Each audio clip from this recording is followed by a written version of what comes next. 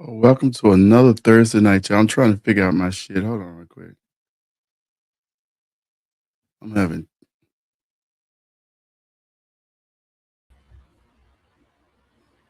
Okay, now he just got me. But now it's back to him. Oh, now you got us both. now I got us both, child. What is wrong Honey, with me? you had dismissed me earlier. Took you right on out I the thought equation. I thought you were telling me to clock out.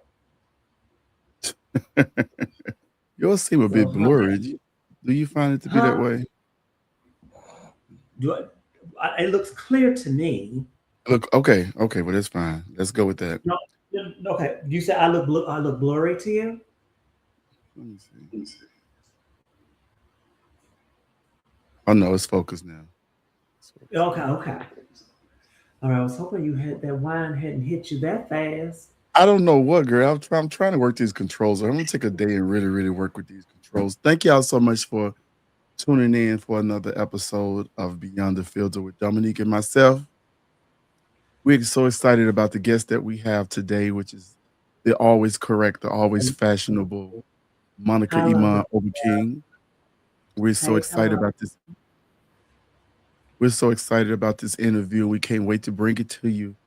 Dominique, how you been? I missed you this past weekend. Working. We are without a vice president, so I'm having to assume a lot of those duties. Oh, And so is the so, when country. we there are some similarities, Trent. But when they ask, I have no choice. I have to step up and make sure that we have what we need, because now that we're at the end of the year, that's when Mhm. all of the action starts happening, when they need Okay. all of this stuff.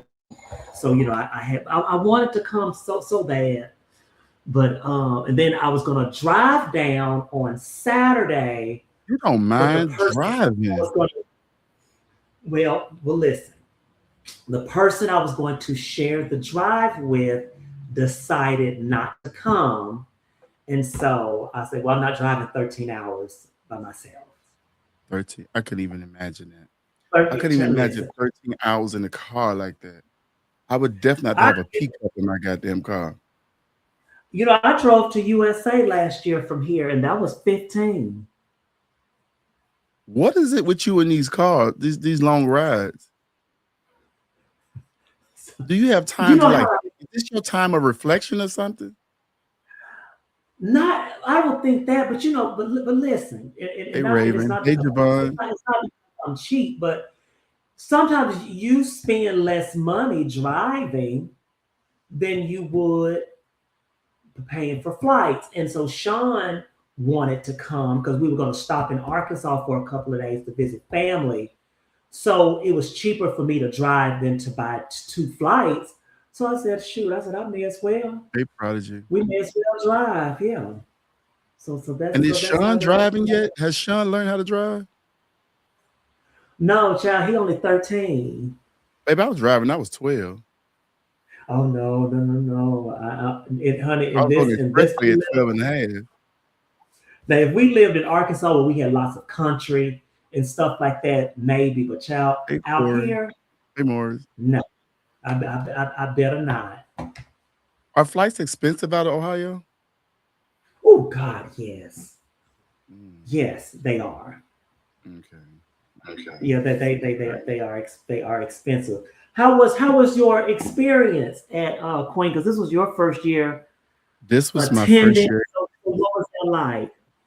It was my first year at Queens, and I didn't realize when I X-rayed Sean said, "What year is this?" He said, "This is year 7." I said, "Man, I missed the last 6 years of this pageant, but being there this weekend was such an amazing experience from the way they treat you. From the time I got in, there was a black truck waiting on me, hotel ready, the things, and I was like, okay, this is what happens when I'm with my, with my well-to-do clients. You know what I'm saying? I said, okay, this up there a little bit, okay. And Mhm. I got to host the red carpet with Dextasy. That was so much fun. I know at times people couldn't hear us, but the mics went out. The mics wasn't operating correctly, and so it it prevented us from being able to talk to people as clearly as we would like. But y'all was telling us in the comments, people was telling us in the comments, like, "Hey, you need to speak up. We can't hear you." But it was such an amazing event. Uh, the people really gets ready to walk around their pageants. That's why I called it like the Oscars of the pageants, right? Because those people's dressed. Everybody who stopped by the red carpet was like done up. I'm like, man, y'all look good. And I'm telling you, everybody smells so good. I don't know about the breath. I know Punk News Network was giving out the mints and the gums and all that stuff. But the people smelled amazing. I'm talking about everybody who stepped in the red carpet. Shout out to especially Victoria LePage. She smells so good. I was like, whoa. Um, I had such an amazing time. Then I was able to judge the competition. My first time judging on an iPad, but I think I like that way. Did you like that? I do. America was one of the first. I'm not sure if they started it, but that was one of the first systems that I got to do it, and I found it to be so much easier to do it that way. And then I think the transition, just going from category to category, is so Person much more name is simple. Yeah, already I love being able to type my notes in because I'm a great typist. okay. So I love just going, just going, and then just be done with it. I Mhm. love that a lot of systems are going to that. But what I would really love to see, I'm not sure if there's any systems that do this yet. I think I want to say Mhm. somebody said that there's one What's up, system that does Bryce? it. It's like when you go to cheer competitions and you go to dance competitions, when they're giving you your critiques, they're Mhm. recording. And so as your music is playing, they're telling you you fail here. This. I think that would be another major so people But can that get their critique. that would take too long. No, because you're doing it while they're on stage. Okay, okay. Yeah, no, you do it while You they're know who I've in the seen record while people before? they're playing.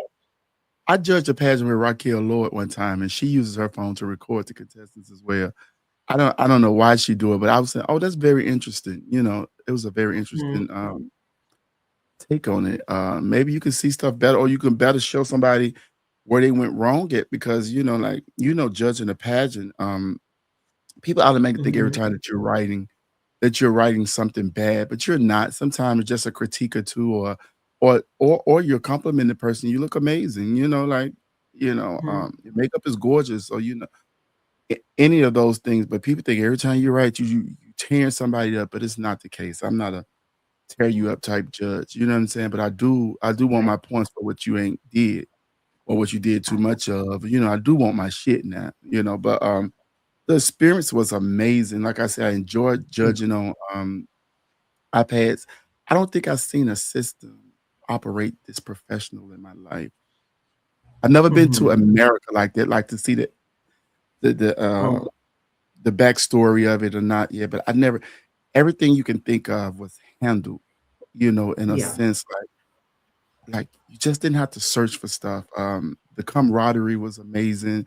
The way they treated people, like and the patrons, there was food for them, snacks for them. That was free of charge. We sit in pageants sometime and we get hungry, but it's always and if it is something to eat, people are selling it. I enjoyed that part of it. I enjoyed the competition. The girls and guys put on a really, really great show. Notably, Makai. Makai put on a show that Don't start your shit, Shavana. You ain't finna come through okay, this there she interview doing go. that. There she go. Uh, This your own ass, bitch. Savannah, Shavannah, you lost your ass on Wegovy, bitch. But listen, uh,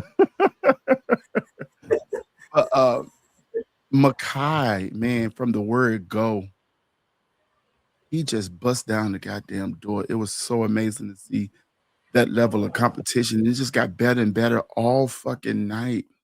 Aja, I can tell Aja spent a lot of money on this pageant. You know what I'm saying? Um, I don't think she lost the pageant by many points, maybe a 6, 7 point spread, but Aja brought her shit. You know what I'm saying? She really, really prepared. Nicole, let me tell you something. Whitney Houston, I if they want to talk about somebody had an unfair advantage, Hmm. Whitney Houston.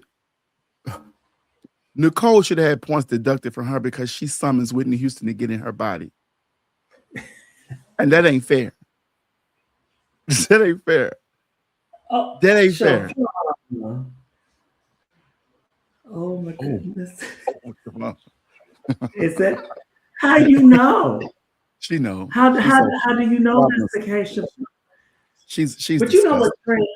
This is what I want people to understand because it was to my understanding that there were some people who said they didn't agree or whatever the case may be, which they would never say these things publicly, but they were saying this thing. But let me tell you about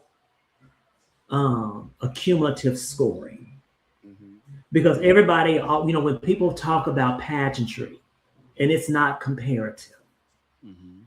your points are your points. That's You're it. getting your own score. So just because you liked someone else better doesn't mean that the other person didn't get the points that they deserve as long as they fulfilled the requirements of the subcategories. You have to, and for that very reason, that's why, a lot of people should not judge That's it. because most systems are not comparative. You're supposed to score each individual based off of what they bring to the stage in front of you in that moment. It's not in comparison to I'm going to Right. score you this. It's Famous it's say, supposed to does your hair look nice? Okay, either yeah. it does or it doesn't. Does your makeup look nice? Either it does or it doesn't. Does it fit? Either it does. It's not about in comparison to. So I just want people to understand that when they're going back to talk about who didn't or who did, Mhm. you can't say that because it's not comparative Yeah. or it should But, not be compared. I think the consensus is that it was fair. You know, Mm-hmm. for the majority because even like there's moments that happen at a pageant, and in that moment in talent, I had to turn around for a minute to see that the audience was really, really going up that Baby, hard. listen. I thought that was from her track and her music. I said maybe the audience Mm, and her music mm, is going. I looked around and the people were standing up and beating the wall. That's a different type of talent. That's a different type of understanding the craft of what it is that you have been doing for many, many years. That's perfection to your mm. craft. You understand? They all had Yeah, flaws, they all yeah. had flaws, and Cause I saw because the live stream, D West's camera malfunction, so I didn't get to see. It okay, stopped after, I think, is his name Ray? yes, After Ray Brazil. did talent. So the next morning I wake up about 5 or 6 in the morning. I'm just scrolling to see what happened, and Nicole's talent was one of the first things to come up, and I watched it, and I was just going, You when wanna know you what can when you can feel it I'm t as if you were there through a video it was recording. electrifying. It was electrifying. Pray It was flame. electrifying. Yeah, Let me tell you what Ron. I Yeah. had my big fat sissy ass doing on that motherfucking judging panel. I had chills going down my body, and I was Mhm. teary-eyed, like, I was really, really, really, really, really crying, like, not like boohoo crying, but it made my eyes wet, wetter than most people's pussy, right? And I was like, "Man, this is really out of this fucking world." I judged her at Vogue when she did it, and I thought she could never top that, but she Mhm. came over here and she topped that. That was such a moment, but Aja's her daughter, and Oh, I Aja didn't know didn't let that. up. Yes, Aja didn't let up off mama neither. Like, she didn't make it Yeah. easy for Nicole, she didn't make it like I she didn't agree. come over there playing. She had a totally different Mhm. new package, and let me tell Yeah. it was only small flaws. Aja lost a lot of weight, and she looked amazing. The woman is so beautiful. She is It doesn't even very make much sense to so. be that beautiful for that long.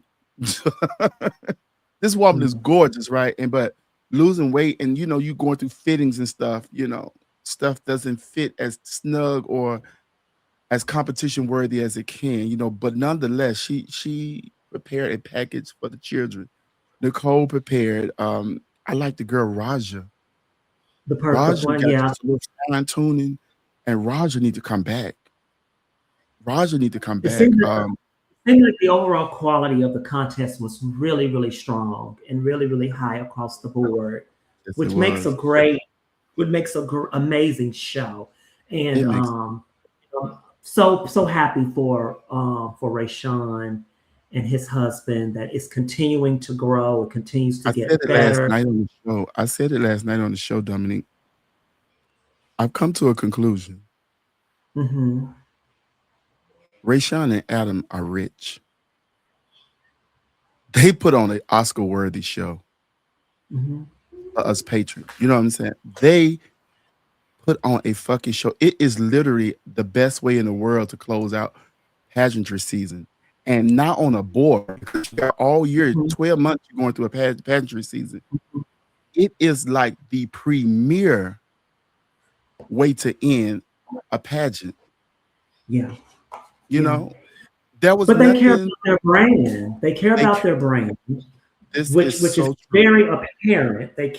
When you care about your brand Mhm. and you just don't say, "Oh, this will be fine. Oh, this will do," you're gonna automatically get a higher level of quality. But then I want to speak to this: when you treat the people that work for you so well, Yes. that makes them want to work harder for you, which also contributes to the quality of your event. So when you want to have people on a part of your staff and you want to talk to them every kind of way, if you're supposed to be paying them, you don't want to give them their money on time, or whatever the case may be. When you don't do that, that affects the quality of how they're going to perform for you.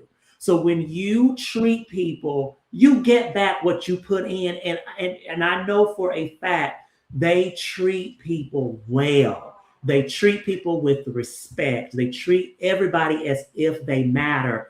And I think that that in turn, people want to return the favor back to them to, because you never hear a title holder say, yeah, I'm so glad this is over. You never hear anybody say that. Even though they don't defend, they say, it has been so amazing, but they don't want to compete again. They want to give somebody else a chance to, to compete. But that speaks to that, It how does. you run your business, how you run your company. That's what this is what you get. This is the quality of what you'll get. It's definitely quality. And to be Sorry, concerned I'm about not your talking. patron and to be concerned about your patrons and everybody that's there, it's just it speaks Mhm. volumes. I think they took everything that was missing from pageantry, like gripes that people had from different systems. I think they rolled Mhm. that up in one, and I think they fixed those problems, and that's why the treatment is so well. So I always go back to Queen. I felt Yeah, amazing. I had an amazing time. I enjoyed Flame Monroe. Shout out to Flame Monroe.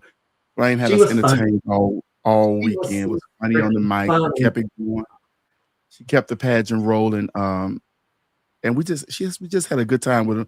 And we went over to the Bourbon Pub and we talked to her over there. She performed over there.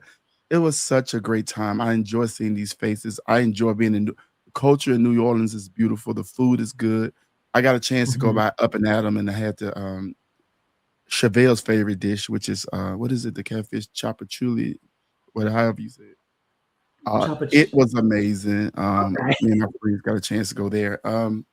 I just had a good ass motherfucking time. I wanna go back every fucking year.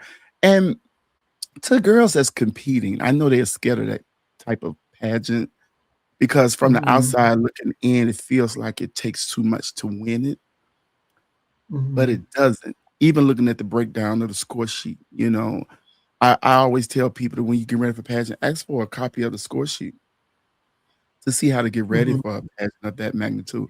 But this pageant is no different than any other pageant that asks you to bring your very best for that night of Yeah. competition.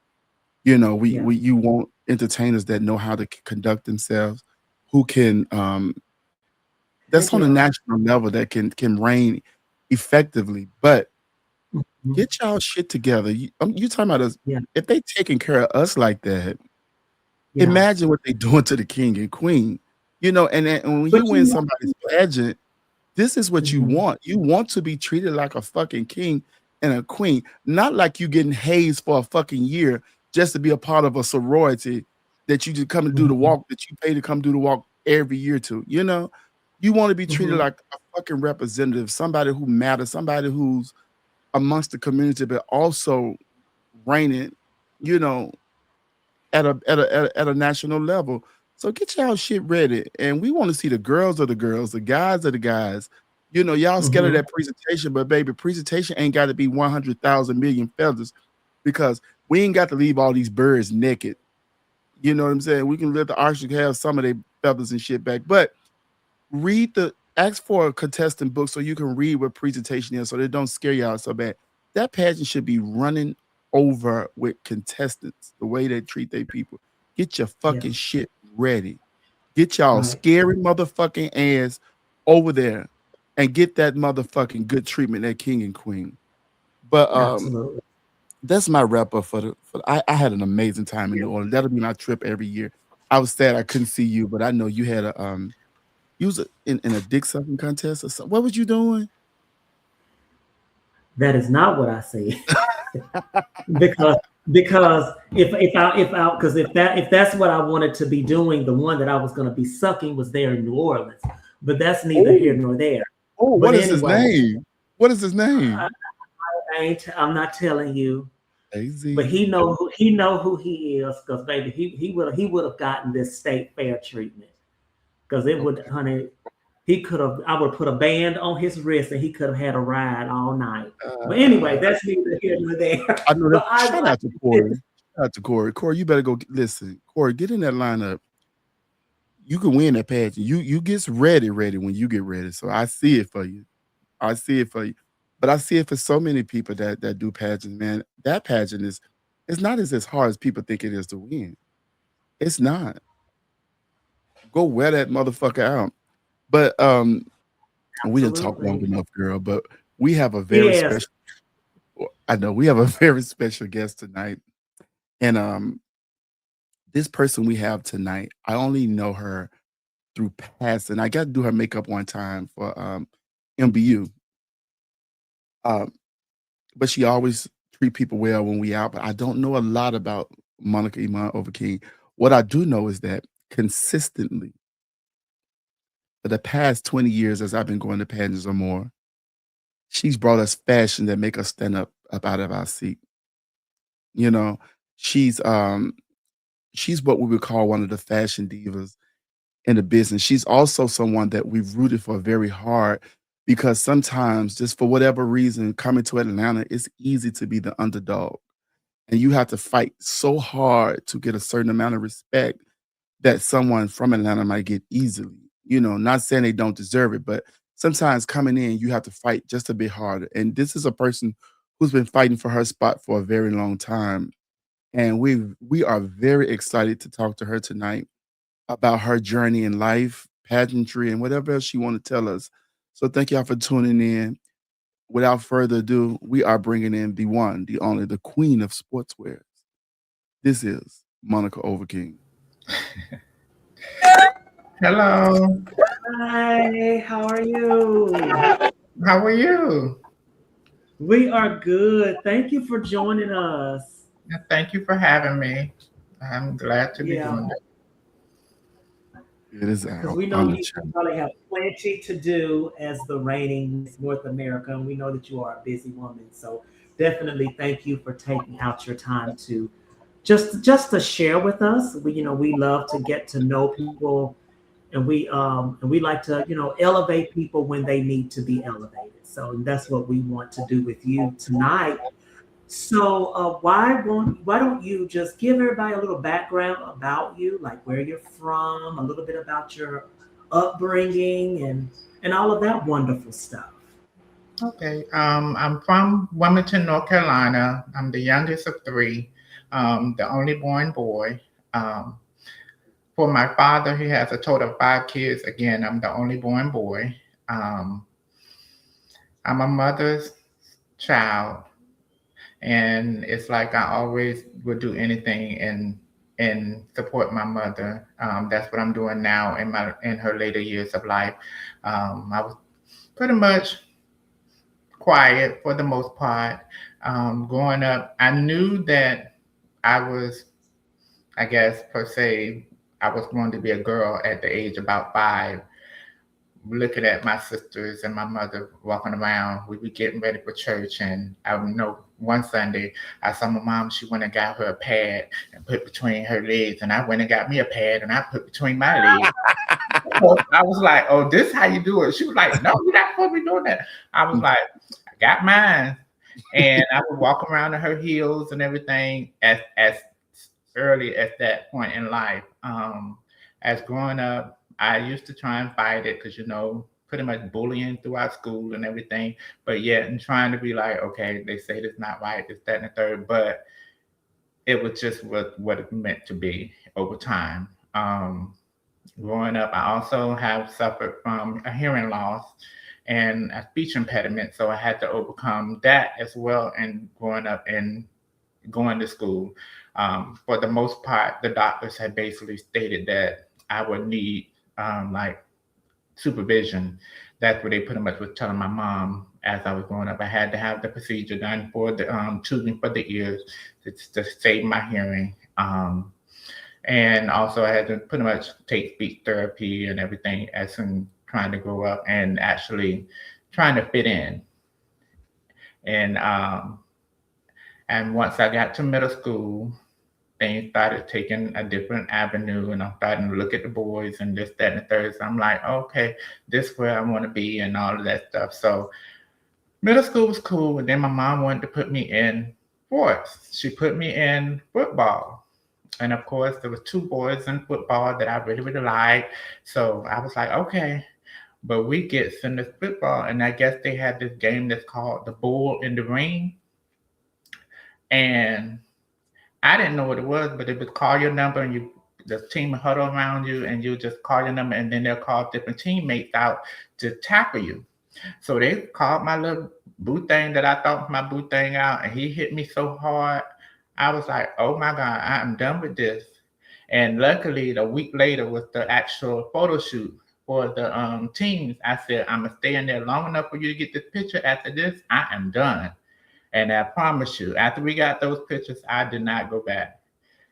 And my mom was like, okay, I'm okay now. I said, well, yeah, you should have been okay from the beginning, but over time, that's pretty much how my high school. I'm getting towards high school. It was like, okay, I worked, I got a part-time job, and during that time, my sister and my grandmother had moved me from my mom's house to my older sister's house, and I didn't understand why. I was just going along with it. But later, to tell the story that my mom was diagnosed with colon cancer, stage 3 going into stage 4. However, they never told me until she went into remission that she had cancer, and they did a good job at actually hiding it from me. And at the time, she had my stepfather, and he would come to my job and see me to kind of keep me from going to their house to make sure, and always would tell me she's working or she's busy and this, that, and the third. And for the most part, I'm living life and going back and forth and pretty much enjoying life, and I didn't really see nothing of sort of it. But at the end, when I did go home and I did get to see her when she was in remission, it threw me a whole lot to whereas I could have lost her and no one would have been, I wouldn't have had the opportunity to actually be able to talk or to pretty much be there.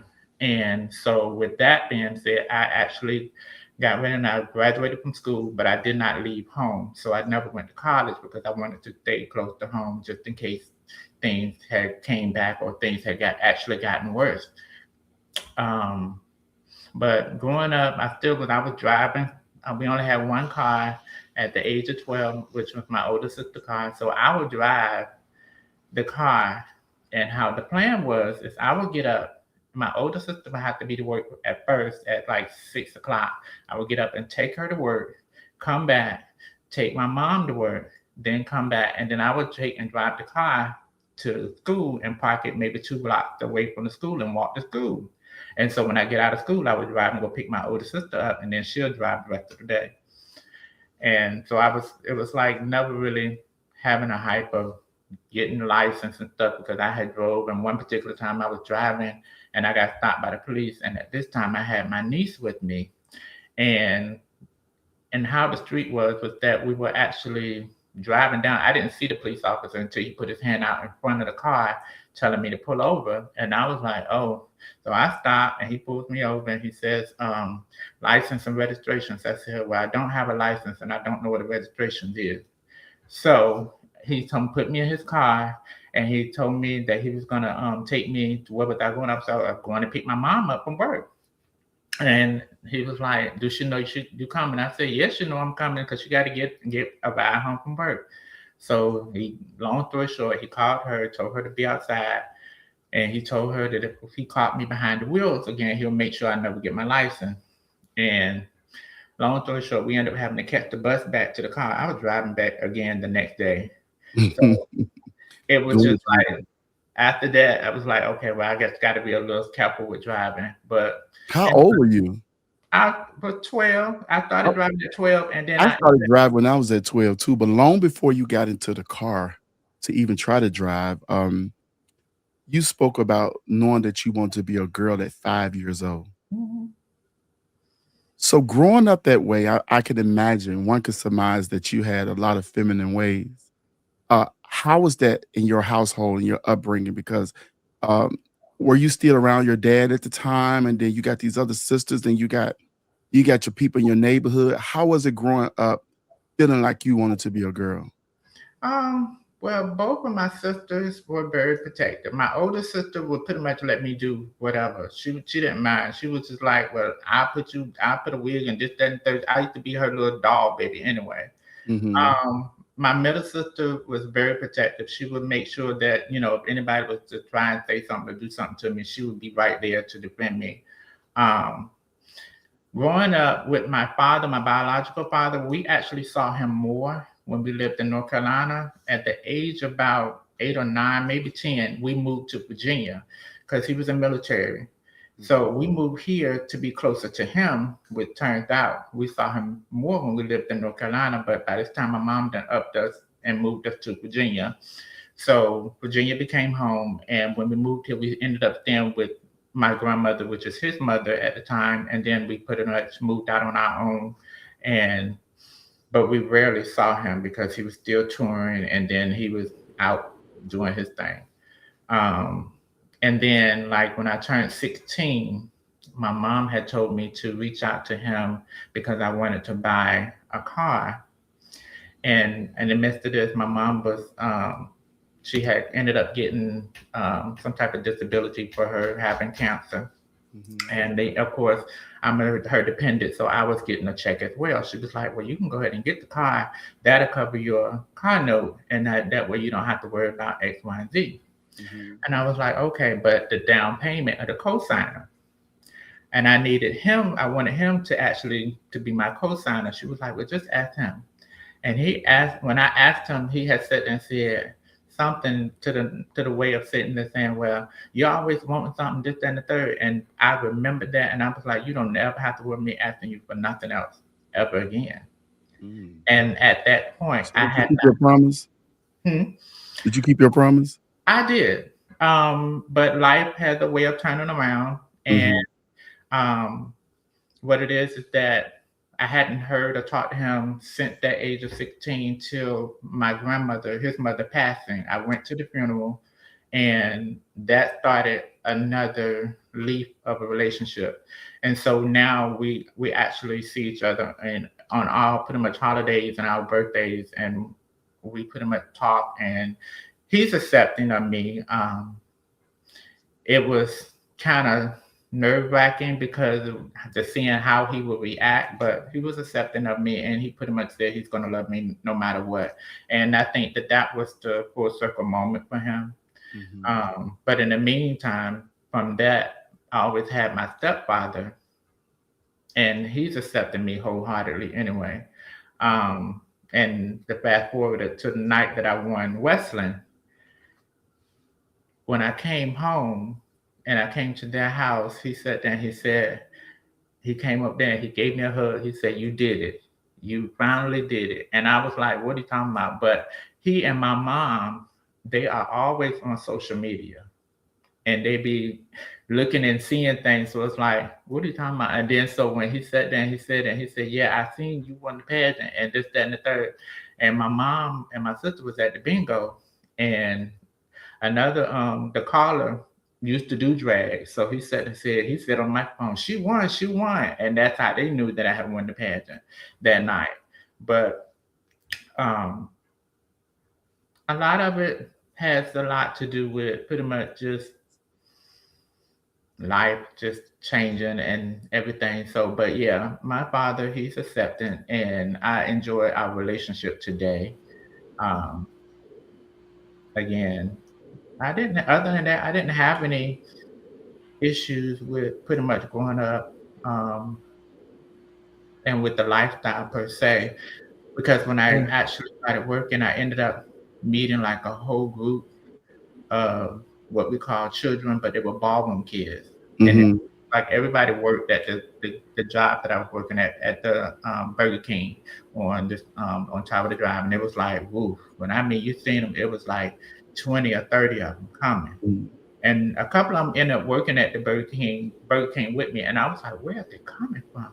And this is when pretty much my first introduction to just the atmosphere because I still was in high school at the time. And I ended up going out to a gay club at the age of 17 by one of the coworkers, which was somebody by the name of Delvin that brought me to the club for the first time. That first night that I went out to the club with them, they got me in the club. I ain't need no ID, so they had all the special tricks. And they got in a big fight that night.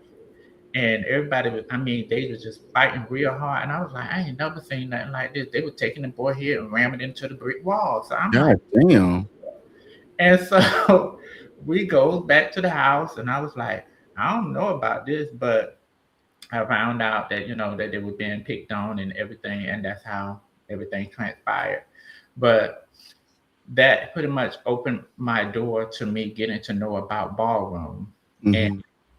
then from that point on, I ended up joining the House of Ova, and learning how ballroom work and how the chosen family comes about, and Shut up, that dude. I met my first gay mother and ended up learning more about that, and then getting into doing drag per se. She was the one that taught me pretty And much. what was her name?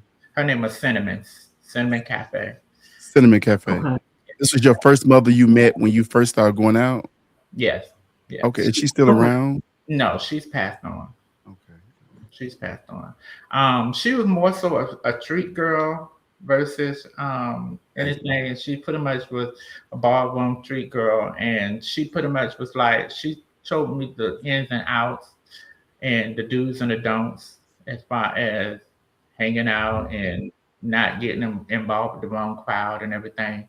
Mm-hmm. Um, Again, she showed me pretty much the ins and outs about how to tuck and all that kind of stuff, and things that a lot of people wouldn't tell you or wouldn't show you. You have to figure it out on your own for the most part. And then so I started doing ballroom. We started off with like a runway, and then I ended up getting into drag per se. And then there was another um, female figure here by the name of Cynthia, and I learned how to vogue at this time. So we were voguing, and they will always put us up and make us be rivals, and we Mm-hmm. would always have to vogue against each other. And then at this time, I'm still in high school because my senior year, the night of my senior prom, I ended up leaving my senior prom to go get in drag to go to our house ball.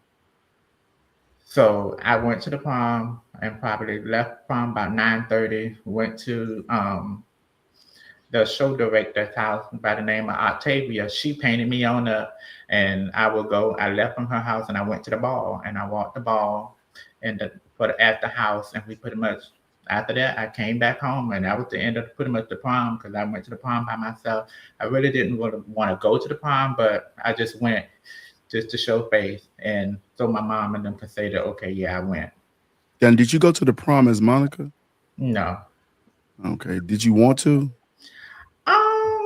I can't say that I had because I kind of put that behind. I hadn't really went back into that, but I knew I started doing drag, but I was like, I'm not where I want to be. So no, I don't think I wanted to at that time. So at what point was you introduced to Monica? Or what point did you create Monica? Um, well, from ballroom, I have a daughter. She was a big time stunt queen. And of course, it was no secret that the house that I was in, they were doing stunts. When I met the guy that everybody thought that we were more than friends, but we were actually friends. My first week of meeting him, he came into the Burger King and he sat there and he said, I told him, I was telling him my birthday was the next week. He asked me what I wanted for my birthday. And I was like, I don't even know you. And he was like, but I'm asking you what you wanted for your birthday. So, Mhm. and I had just got my car, and he was like, I said, well, I need me a alarm for my car. Lord behold, on my birthday, I'm at work. He came in there and he gave me, at this time, they had a, a department store called Circuit City. I And remember Circus City.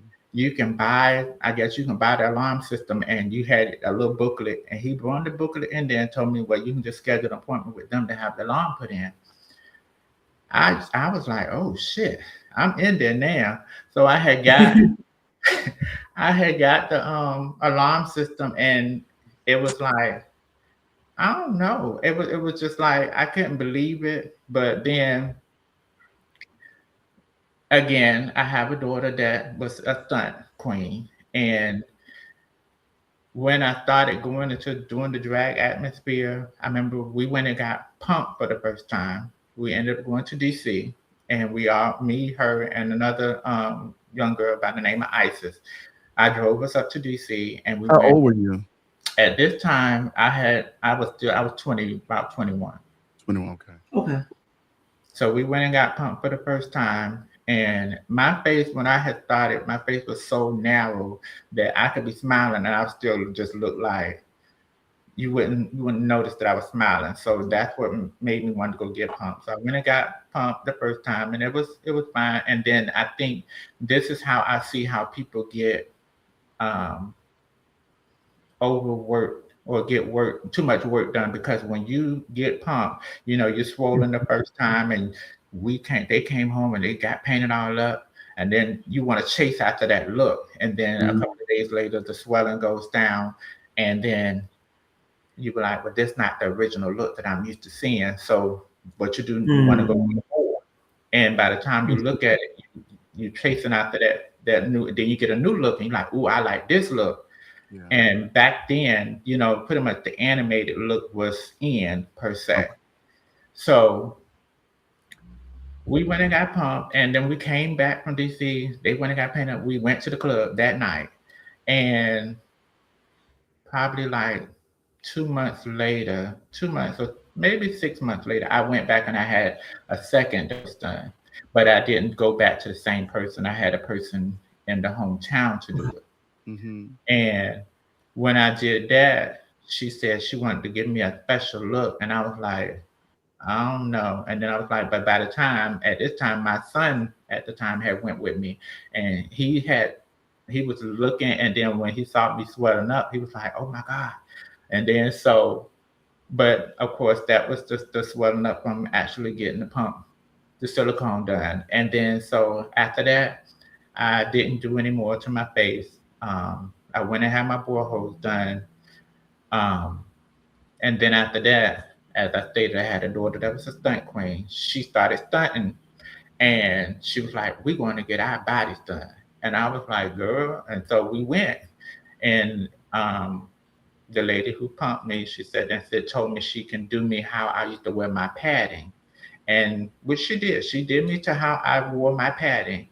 And it was so precise to whereas the clothing that I was wearing for shows and stuff, I didn't have to alter them or nothing. So it was like from that point on, I didn't after those 2 sessions, I didn't get any more work done. I just pretty much gained weight. And then I had learned at the time, with the silicone, you can't pretty much gain weight. If you lose the weight, you form the potholes, what we used to call them, the little dents and things. So you Mhm. had to be cautious of that. So therefore, I said, I'm not going to get any more work done. I would just gain weight and pretty much balance myself out from that. And that's pretty much how it went for me. Um, Were you ever scared though? Because I remember that silicone time when everybody was going to get their body done and stuff. And I went with a girlfriend of mine who I sat there and watched get pumped too. Those needles are so long, and they when they get through, they take their hand and mold you all this stuff. It just seems so painful. Like, um, who did you see that's like, oh, I need to go get this work done? And why wasn't you scared? Um, well, the worst, I mean, it was before I had even went to getting the work done. I'm gonna go back.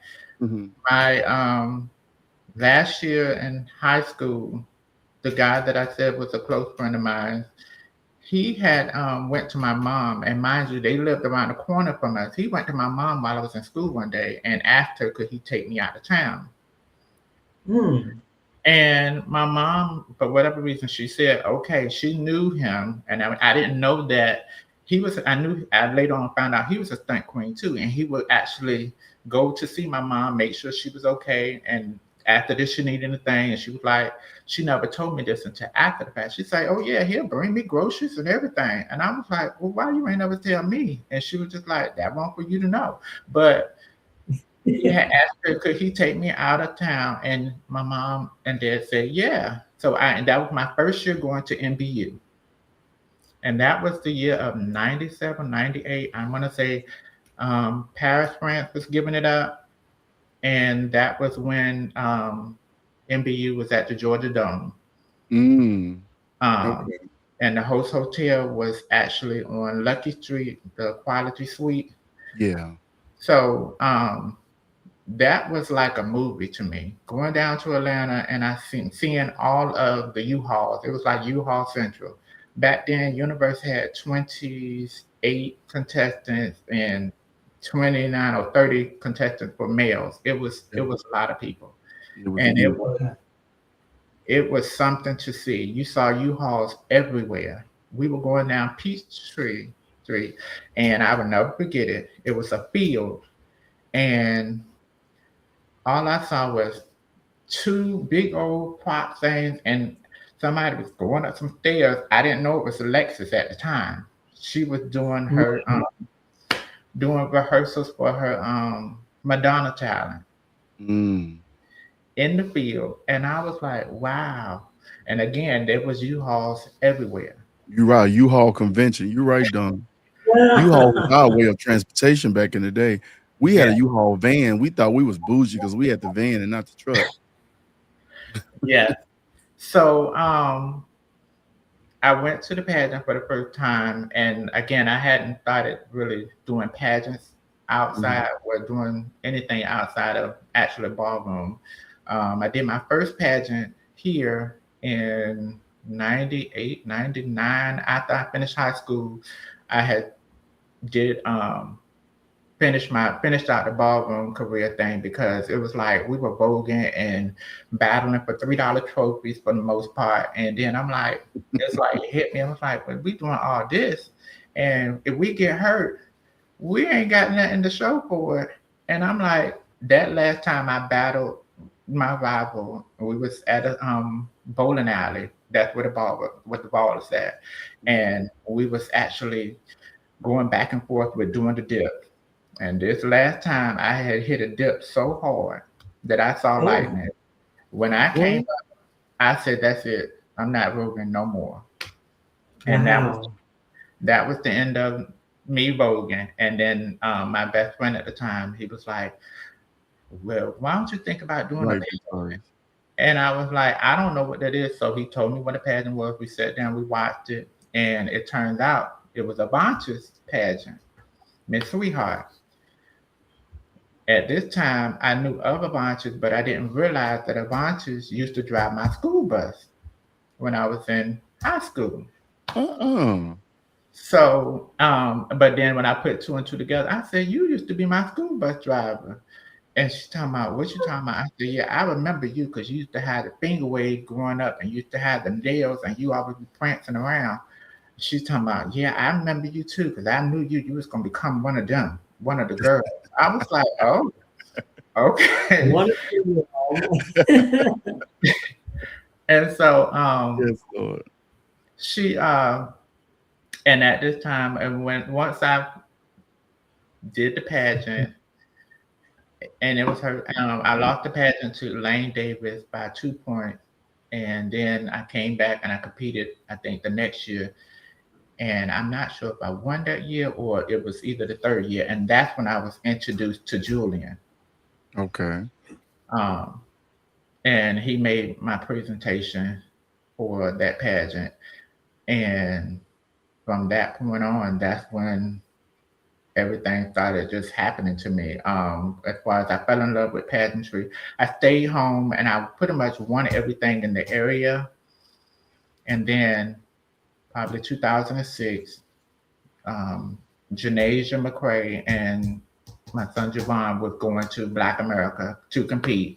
I didn't go that first year, and then so I think the second year Javon was like, "You should come and do this pageant," and I was like, "Oh, okay."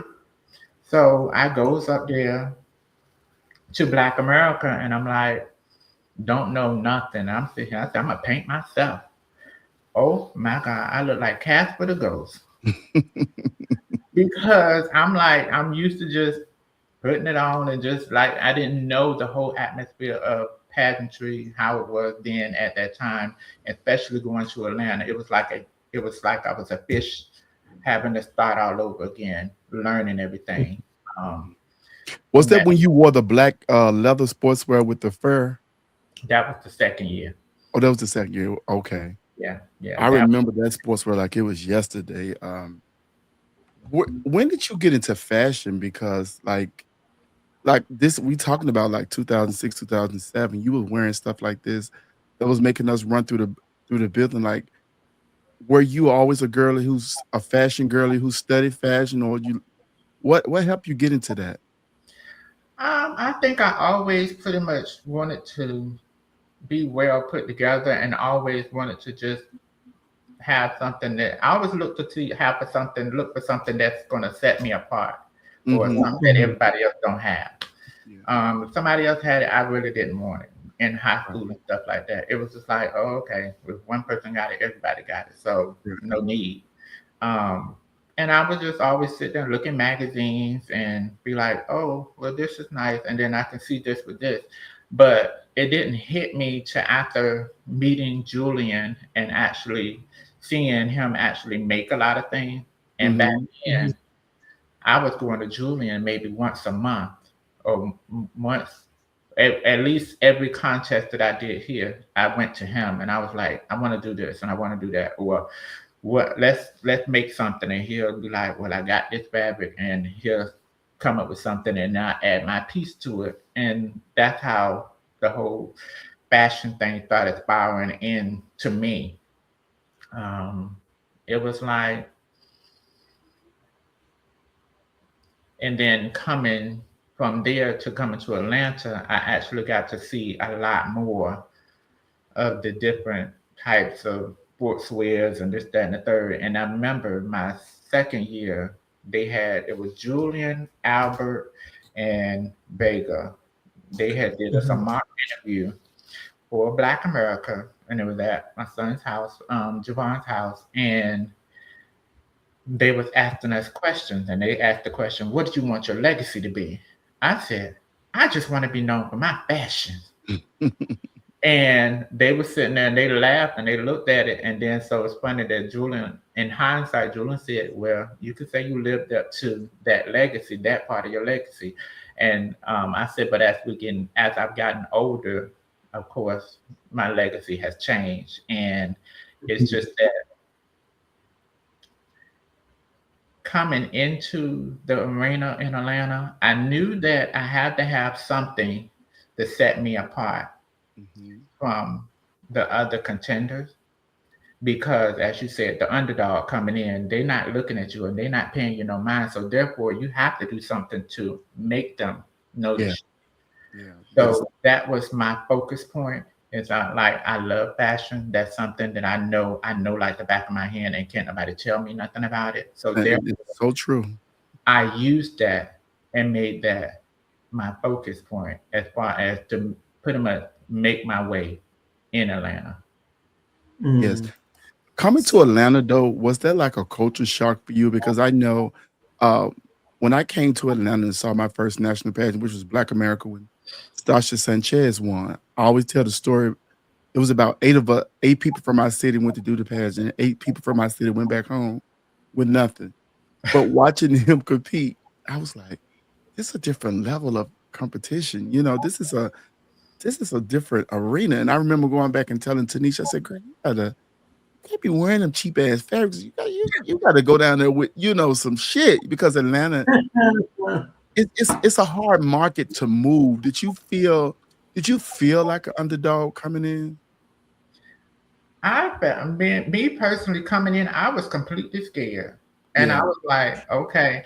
But the people that know me and my team, they know I'm a daredevil. So Mhm. it's like, okay, well, I'm going to get in here and I'm going to figure it out one way or another. Like I said, I went to Mm. Black America the first year, and I was like, ooh, this is awful. And I will never forget, Siobhan Scott came up to me. She's like, "Ooh, this is a beautiful gown." I was like, "Yeah," and it was a gown that Julian had made me, and I was like, "Oh, okay, thank you so much." And I was just in awe of seeing all of them. Yeah. Just was like, I know I ain't got no business here, but I'm gonna figure this out. And then the second year when I went, I ended up getting Tamisha Iman to dress Okay. me. Shout out to Tanisha. So, and Tamisha was like, they had us in, it was at 708, but I believe it was around the corner, 714. Mhm. So that's where the dressing room, and the dressing room for like little cubbies with the little glass windows or whatnot. And that was the year Raquel was competing. Okay. And Raquel was in this room, and she was in the room by herself. And Tamisha was like, we're going in there. And I was like, What? She was talking about, yeah, we're going in there. And when we got in there, Raquel was in there doing the Diana Ross live in the park in New York. She was running Uh-huh. around singing the Diana Ross song. And I was just sitting there in awe, just sitting there looking. I was like, oh my God. And Yeah. she was like, yeah, you need to start getting yourself together. We're gonna do this. And that was the year I had the black sportswear. Yes. So when I Okay. put the sportswear on, Tamisha was like, "You see that?" I was like, "What?" And I'm not paying no mind. She said, "You see everybody? They running to the doorway. They running to the doorway." And I was like, "I don't see nobody." And then I started seeing people, and I was like, "Well, where they come? They coming to see her?" Talking about Raquel. And they was like, "She said, no, they coming to see what you got on." I was like, Mm. "Oh." And so when I got out there and I modeled it and everything, I said, "Oh, the people clapping. Let me help them get up from off here before they realize it's me." And so I was just sitting there, and that's when I was like, okay. And that's also when Avantis introduced me to Valentino along the process of that. And Okay. Valentino had pretty much made my package the third year when I competed for NBA. It was the third and the last year I competed for NBA. Um, And what year was this? that was '08. Okay. Okay. So, Did you feel like you stopped coming to NBA too soon? Because I always look at you, Monica, and I said, if Monica would just kept her stride at Black America, she would be a former right now. Did you ever think you quit too soon or you just ready to go somewhere else? um, I could see, and you're not the only person that said that. I can see, and I think I want to say Benny has said that to me before. Yeah. Yeah. Um, Mhm. but I'm like everything happened for a reason. Hmm. Yeah. So it was like because when when Javon and I left from, and that was how the process went. When Javon and I left from Black America, Javon said, "We're leaving. We're going over here to this pageant," and there was Hmm. NBU. So I think if I would have kept going, I probably wouldn't have gotten into MBU the way that I have. Yeah.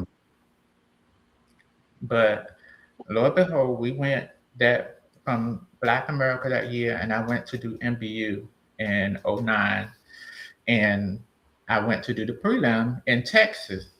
Okay. During that time, I was in the process of buying my house. And you know, when you're buying a house, you can't use your credit during that Yes. time period. So I'm sitting up here. So I told the bondsters, I was like, "Girl, I need to go do this prelim, but girl, I can't use no credit card. I can't do nothing. All I can do is use cash." She was like, "Okay, girl, come on," because the prelim was the same weekend as US of A. Okay. Um, and it was what's the baby name? Uh, it was Longhorn MBU. Oh, and I just had his name earlier. It wasn't Remington, was it? No, it wasn't Remington. It was Shayla's gay father. Mm, I cannot Hmm. think of his name. But I went and did his prelim, and Avanti was like, "Well, okay, you want to do this prelim? We're gonna get Q." So we had to drive to Dallas.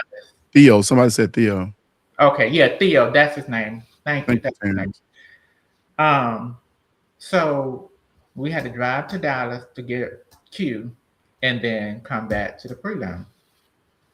When I tell you that weekend was a rough, rough, rough weekend for me, because wherever we stayed at in Houston, everything closed early on the weekend, Mm. even the McDonald's. Well, y'all was in the bougie area. So it wasn't nothing open. And then Avantis got to playing her game. And so I went out, I said, "Well, I got to go find me something to eat." Hmm. I come back to the room, her and my son done up and left, and I'm still sitting there hungry. And I'm sitting here mad at this time. And I can't use my credit card. I can't go nowhere. I don't have a car. So I'm sitting here mad. And then so Theo calls and said, "Well, we're going out to the club tonight," because he knew I was coming to do his prelim. And he said, "Do you want to go?" I said, "Yes." And I got myself dressed. I was like, "Ooh, I can't wait till he come. I'm going to ask him, can he stop me by Wendy's or something? Because I'm hungry."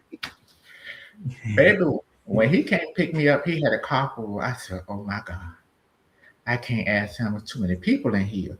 Uh-huh. So we go to the club, have a good old time.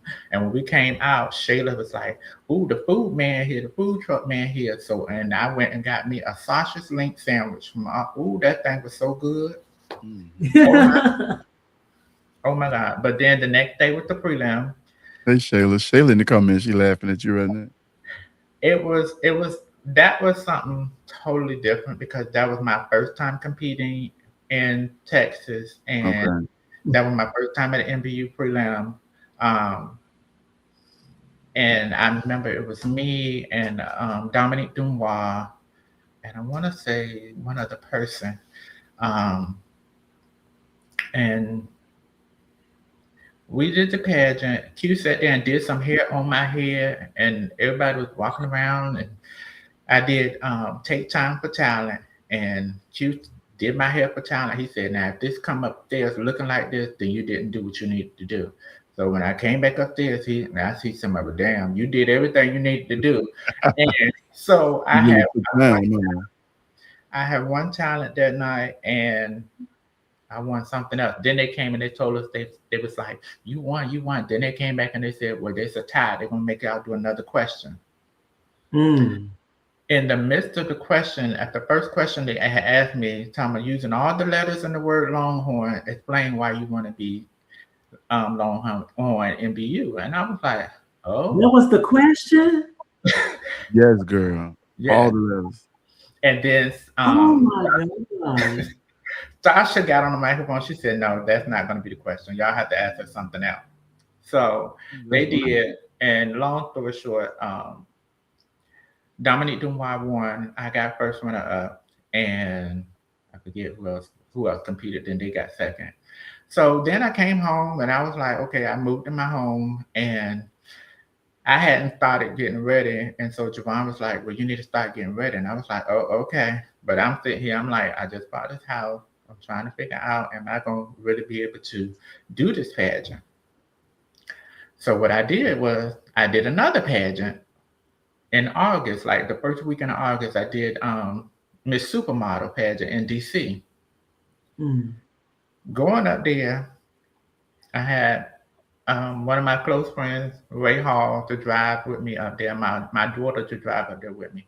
For whatever reason, it took us 7 hours to get to DC, which is only normally a 2.5 hour drive. But it's summertime, and I guess everybody's traveling. So I pulled over and I started painting. I was like, I don't know if we're gonna make it. And so Arthur is the owner of the pageant. He said, and he said, well, I'm starting my pageant at 8 o'clock, no matter what.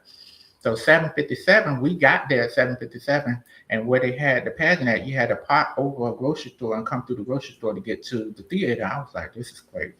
So we goes in there, and I said, we might as well sit and watch the pageant now because we're here. So we goes in there, and they was like, well, where's your stuff? I said, in the car. Y'all said y'all starting at 8 o'clock, so ain't no need to be worrying about it. They said, no, go get your stuff. Somebody else just came. Natasha Braxton competed.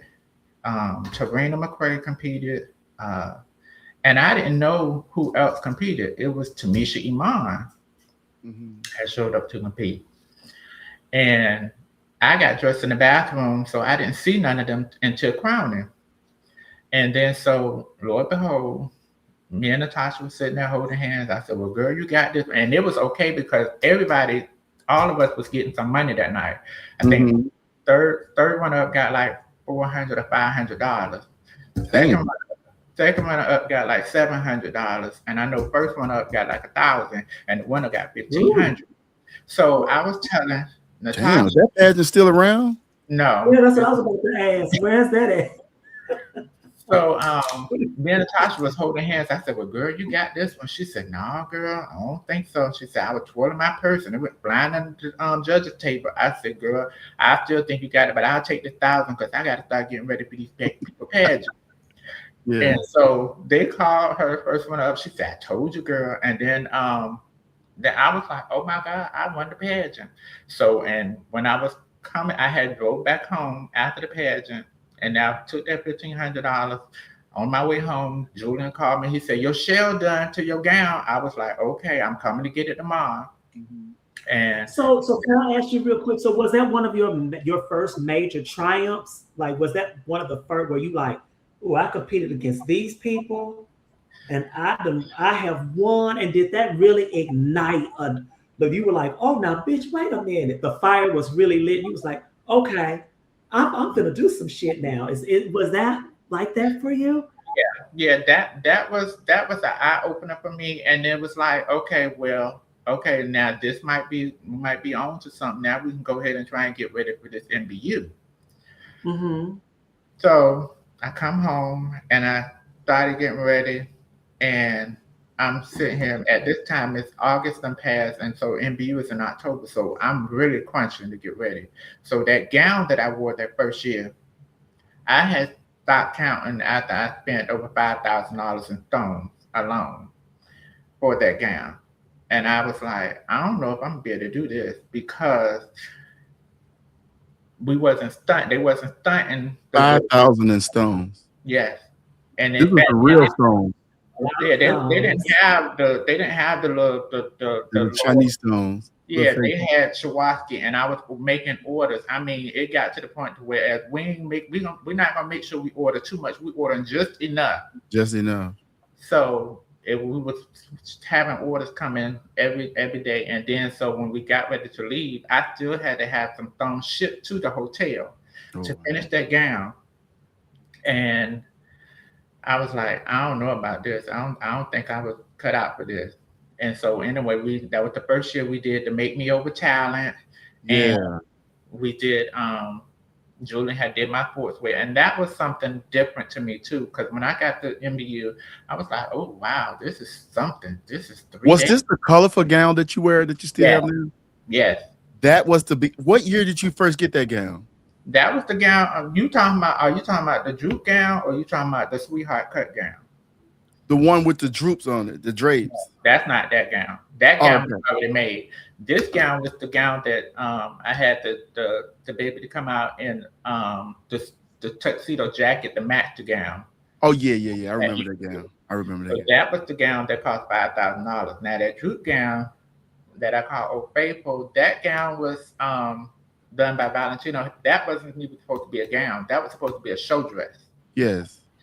I had Mm. bought that fabric in New York. I was walking down the aisle, and I was like, all of a sudden, the fabric just fell down in front of me. I thought somebody was playing a joke on me and threw it down from the other side. But when I walked over there, nobody was there. Yeah. I was like, well, let me just pick this on up and I'm gonna use it. It wasn't that much fabric left on the spool, so I brought it and I took it to Val, and Val said, and he made that dress out of it. He said, this would be a nice little show dress. I said, okay, but I never stoned it until Avanches and I was competing for a pageant. So that, and it was a whole big thing. They didn't want you to compete against your mother and this, that, and third. I said, but I had already told her I was competing for the pageant, Yeah. and she decided she was going to compete for it. And so we ended up doing the pageant, and of course she won. And then after the pageant, the next day my grandmother passed, and so that right there was a whole lot for me to deal with because my grandmother pretty much was my pretty much my best friend and everything. And the whole thing about it, the family had already pretty much prepared to say their goodbyes over the weekend. And I had called my mom at work the next day, and she was like, when you get a moment, make sure you come over here. She said, I don't know how much longer it's going to be.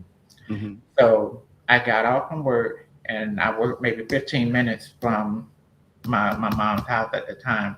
And when I got there, my grandma sat there, and probably 45 minutes after I got there, she took her last breath, and she was on hospice. Mm. She had lung cancer. And so my sister came in there, and she was like, "Oh my God, she's not breathing no more." And then she sat on my lap, and we sat up there, and we just looked. And that right there was a really really hard time for me. And being as though the family is so small, that was the closest person I had to me to pass.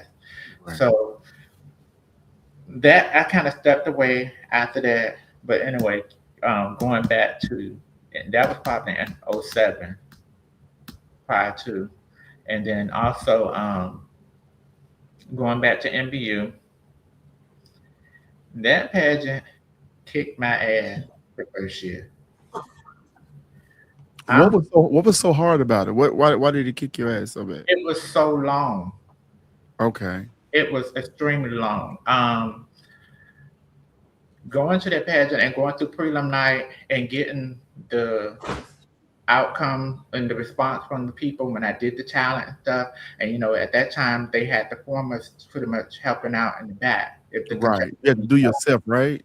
Not yet, not yet. Not yet. Okay. All right. Um, but it was like they had to pretty much they can Mhm. help you from the back and they couldn't help you from the front per se.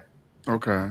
Um, and after I did the talent, it was like everybody came running over, helping, helping, helping, and Yeah. it was different because to me it was more so the males, the male formers that were willing to help, like anybody, but the girls they were helping the girls that they wanted to help. Mhm. So after the talent, it was like everybody came running over and let me do this, let me do that, let me do this, and I'm just like I don't even know what's going on at this point. Ain't that funny though? Like they don't fuck with you until you have to prove a certain thing, right?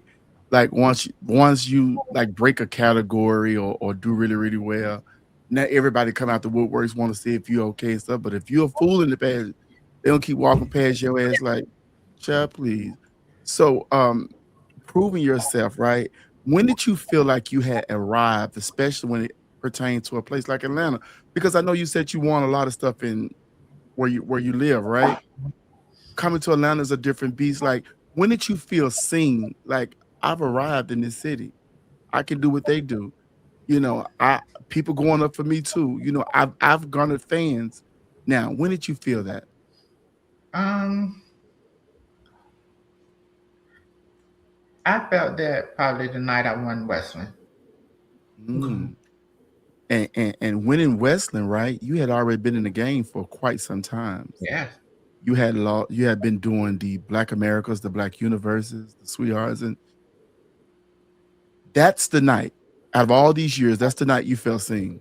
yes. That's the night that I said, okay, I finally did something, and breaking that mold in Atlanta is really really hard. It's That's tough. a really really hard thing to do. But I know I felt like I made some moments at MBU, um, and I actually was building my name at MBU, and that's why I pretty much had so much love in my heart for MBU because believe it or not, that system has actually groomed me in so many ways for the shows that I do here, working at the show brunches and being able to actually paint myself, do myself, well enough to actually look presentable and Yeah. to be able to do the shows and having different outlets to make money per se. Um, I've learned like the do's and the don'ts. And going back to like MBU that first year, I was tired. To whereas after I think that final night after I did talent, I went and I put like two of my garment bags and balled them up, put them up under my station because Sheena got dressed beside me, Okay. and Mhm. I went to sleep. So when they woke Oh, me you up, went to sleep. they they called waking me up. It's time to do the top five, and I was like, oh okay. And if you ever watch that tape or watch that video, when they called me out for the top five, because I made the top five my first year, The and very first year. when they called me out for the top five, you'll see um you'll see Chelsea Lorianne tap me and say, "Girl, they call your name," because at this point I'm still like, "Oh, okay." I'm sitting here clapping, and they didn't call my name, and I was like, "Oh." She said, "Girl, that's you," and I said, "Oh, okay." And so I walked on up there, and I was just like, "Well, okay, I made it. I don't know what that means, but okay, I made it." So, and that was another point when I actually fell in love with MBU per se because And let's be clear, when you made the five, it was not easy to make the five back then. yeah, It was a yeah, lot of girls from a lot of places, and you really had to put on your shit because y'all. Well, I don't think if the younger generation probably understand how universe worked back in the day. Y'all had preliminary nights where y'all had to make the top 12. It wasn't even guaranteed that you'll be showing your package final night. So to even make the Right. five there was a huge feat in itself. But what kept you going? Because losing a pageant can be a bit like offsetting because now you got to figure out what I need to do to fix that. What did I need to do to make sure that I can not only make the 5 when I come back, but win the pageant. What kept you coming even though you wasn't successful in capturing those particular titles? In the process of actually doing the pageants and preparing for pageants, it was like a love thing. I fell in love with competing. And it Mm. was like, yeah, you may not win or whatever, but I do this because I want to, not because I have to. Oh, I like So that. Yeah. my whole thing of it is, it was like dealing with a lot, and always having, and my whole thing of it was like I always had a job to come back to. So in my mind, I was like, all they can do is tell me no. People tell you no Mhm. all the time. So, oh, okay. So it was that was one thing that kept me going, but it was always, and that's when my journey changed to whereas I want to be the one that pretty much that people can look at and say, well, if she can do it, so can I. Mm. Mm. And So that Westland was your first national. say that again. Was Westland your first national? Yes, in Atlanta it was. I had one other national else place, but in Atlanta that was my first one. And what made that year so special for you? Because I know I love D West. I think he's a really great Shout out to person. you. So what was that like to work? Because he's a consummate professional, and D West wants what D West wants. And I know that professionalism is at the top of the list, and he does not Yeah. accept anything less than that. So talk about winning your first national and how that felt, and what that did for you on the inside. That, oh, I'm national, and then how did you adapt to the expectations of someone that doesn't accept anything less than top tier? Actuality, I had just did North America Okay, before I did Westland that year. okay, And losing North America at that time, I was like, okay, well, I'm done. I'm not going to do no pageant for a little while. But like I said, my kids know me and they know what makes me tick. So in the midst of this, Javon was already sitting there saying, I don't think you should have went and did that right now. I think you should go do Westland. And I was like, no, I just did North America. I'm not doing it. And then one of my other kids, they was like, I'm about to stir it up on social media. And I was like, ooh, I want to stir it up too. He's talking about, hold on, I got just the thing. And I said, okay. He come and he sent me a green light bulb. He said, post that and don't say nothing. I was like, okay. So I posted it. So when I posted it, of course, people were saying that, oh, she get to go do wrestling. She get to go do wrestling. Mhm. Mind you, the week before, I had worked up in Richmond with Avion, and Avion was like, bitch, you'll be sickening if we did this with this talent. The next time, she said, I could see you going to go do wrestling. I wouldn't stop. So that's how the turnabout came for that talent the way that it did for wrestling. We added that tweak to it, if you know what I'm talking about. I'm not gonna, Mhm. but once I posted that light bulb, everything was started moving really, really fast because I had already reserved the rental car because I was going to go watch because Tamaris was doing the pageant. I was going to support him. So I had already had the time off from work and everything. And so when this kind of spiraled, next thing you know, people started sending money to help me. I said, oh, no, no, no, no, no. This was a joke. No, no, this is not what it's supposed to be. No, it's no joke. So then at that point, my son was like, well, you got to go do it now. And I said, you know what, you dirty dog. I think you set me up. Right. So when I went and I showed up at the pad, I drove, mind you, I worked that Friday. I drove through the night. I got to Atlanta maybe 5:30, 6 o'clock Saturday morning. Registration was at 10 o'clock. I Mm. took a nap. I got up, went to registration, came back to the house, came back to the hotel, and we sitting. I said, "Ooh, girl, I'm ready to go to sleep." They're like, "You can't. You got to go in and support tonight and make sure that showing face and thing." I was like, "Baby, I'm tired. Mind you, I haven't had no sleep." Mhm. I came home. And then I end up sewing the green onto my presentation. I went to sleep probably 4 o'clock that next morning, and then woke up. It was time to go do the pageant. Mm. From that point on, everything else was too much like a blur because I was just going on autopilot. And then when it came down to um, talent per se, that's when I was like, oh, for whatever reason, baby, they living for me right moment. Let's hurry up When and I get. tell you, you rearranged the building, I was back there doing something. Was I back there doing? I don't know. I was in the back when you won, but you could just hear the audience losing their fucking mind. Like, what was that moment for you that makes that audience go up like that?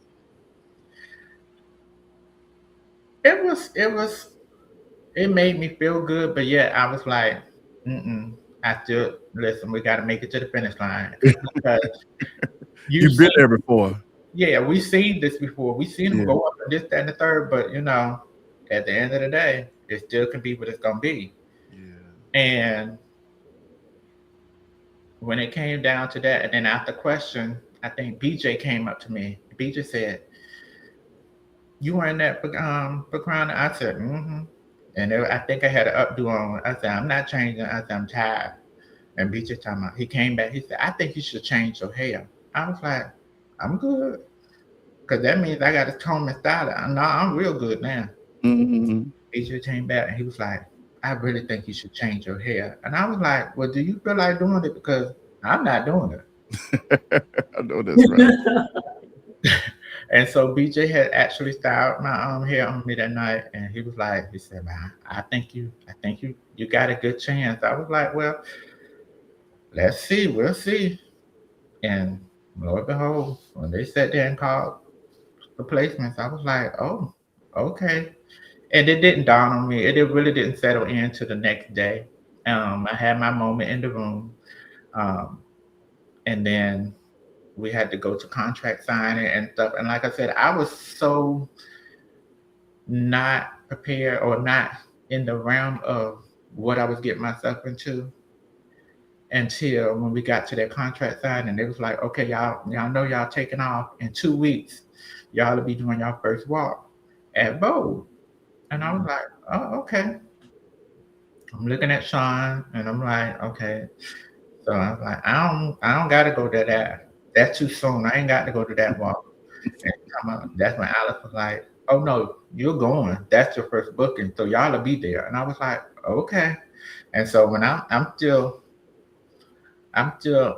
not knowing everything, so I'm telling. And so when I talked to Sean afterwards, I said, "Sean, do you mean to tell me I had to go get me a plane ticket to go over here to Memphis?" And he was like, "Oh no, they're gonna get your plane ticket and stuff, Queen." I was like, "Oh, well." Okay, that makes things a little bit better. I'm used to. Welcome to the big leagues, baby.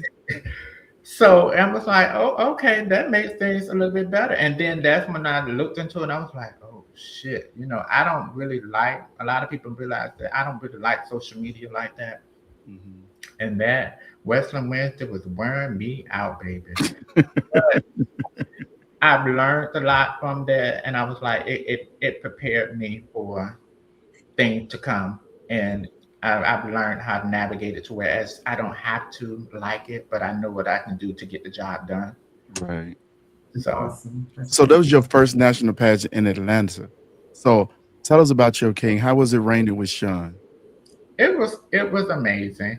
Um, the funny thing is, I never knew of Sean until the pageant. And Sean was like, "Well, I heard about you, but," I was like, and so the whole thing about it was I knew he was into ballroom, but I had left ballroom. So when I left ballroom, to me, ballroom has completely changed.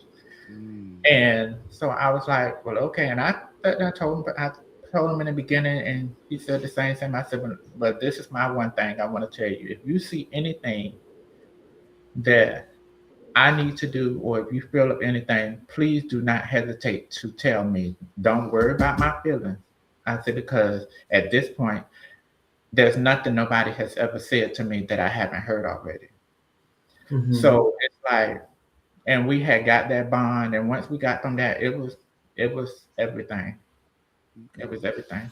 And since Dwayne, we have become best friends. And I mean, he's called me Oh, earlier today. So it's like, and he was like, don't you get to tell him, don't tell him nothing else. If you get to talking, I am the only king. I said, okay. you heard that right, Damani. The Sean is only the king he only said. king. That's right. Oh my God. Love What that. what was one of your lowest points in your journey in this pageantry world? Um, And how did you overcome that? hmm. There may have been quite a few low points. However, it was just that being told no so much, it became numb to me. Just like, oh, okay. So I guess when they did say yes, that's why I was so the response was the way it was. It was so delayed to whereas I was looking for them to tell me no. But the one that was the biggest to me was NBA. The last time I competed. And why was that? Because when I talked when I actually had a conversation with Benny prior to me, and he was like, "It's time to come home." And I told Benny, I said, "You know what, Benny, I'm coming up to wrap this stuff up." I said, "I think I'm wrapping it up." I said, "But I make this promise: I am going to come back to NBA before I call it quit." And I did. I felt like I really felt that everything that was presented for NBA was the best of for what was. And I think more so, I think the year prior they were talking about the way to change the presentation to whereas you had to say um, it was some type of criteria they wanted you to say in presentation to Where whereas you from and who your sponsors are and it, why you want to be Black America. you can't stumble. If you stumble, that's a five, or if it's this and but yet they said there and they said that all of this, and they said they kept saying using I think Deasia as an example because they said that she was actually winning the pageant, but something happened with her in presentation, Right. She didn't say where she was from. and so it was like okay, so and I felt like people were banking on me not being successful in presentation. However, that was my focus to make sure that I was successful in that because of me having a speech impediment, sometimes stumbling and this, that, and the third. A lot of people would pretty much bank on that. Okay. And like I said, I really felt in my heart of hearts that I won the pageant. Mhm. It was nothing personal to Giselle. I would never, I can't get mad at her because she competed just like I did. She That's right. didn't crown herself. And so my whole thing of it was like, that one really, really hurt because that was where I started. And I was I wanted to make that full circle moment Right. for that Mhm. contest. And it's funny to me that, fun that you say that, when I did the walk at Peoples this year, Michonne had approached me and she asked me would I ever consider coming back to NBA. I said, you know what? I said in the past, I said no. I said, but I'm going to tell you this. I'm going to never say never. I said, I don't know what the future may hold. I said, if it leads for me to return back to NBA, I will return back to NBA. I truly appreciate you from taking the time out to approach me and ask me this because a lot of people probably wouldn't. But Mhm.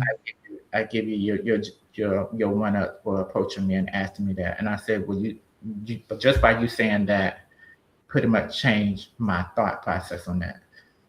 Yeah. So do Yeah. you feel like that's something that you want to do? Like, because sometimes when we compete for something that we really wanted, but it didn't happen when we were going for it, but there's always something inside of you that's like it's not the deal's not settled until you get this. Is that a pageant that you feel that about that? Oh, I've got unfinished business.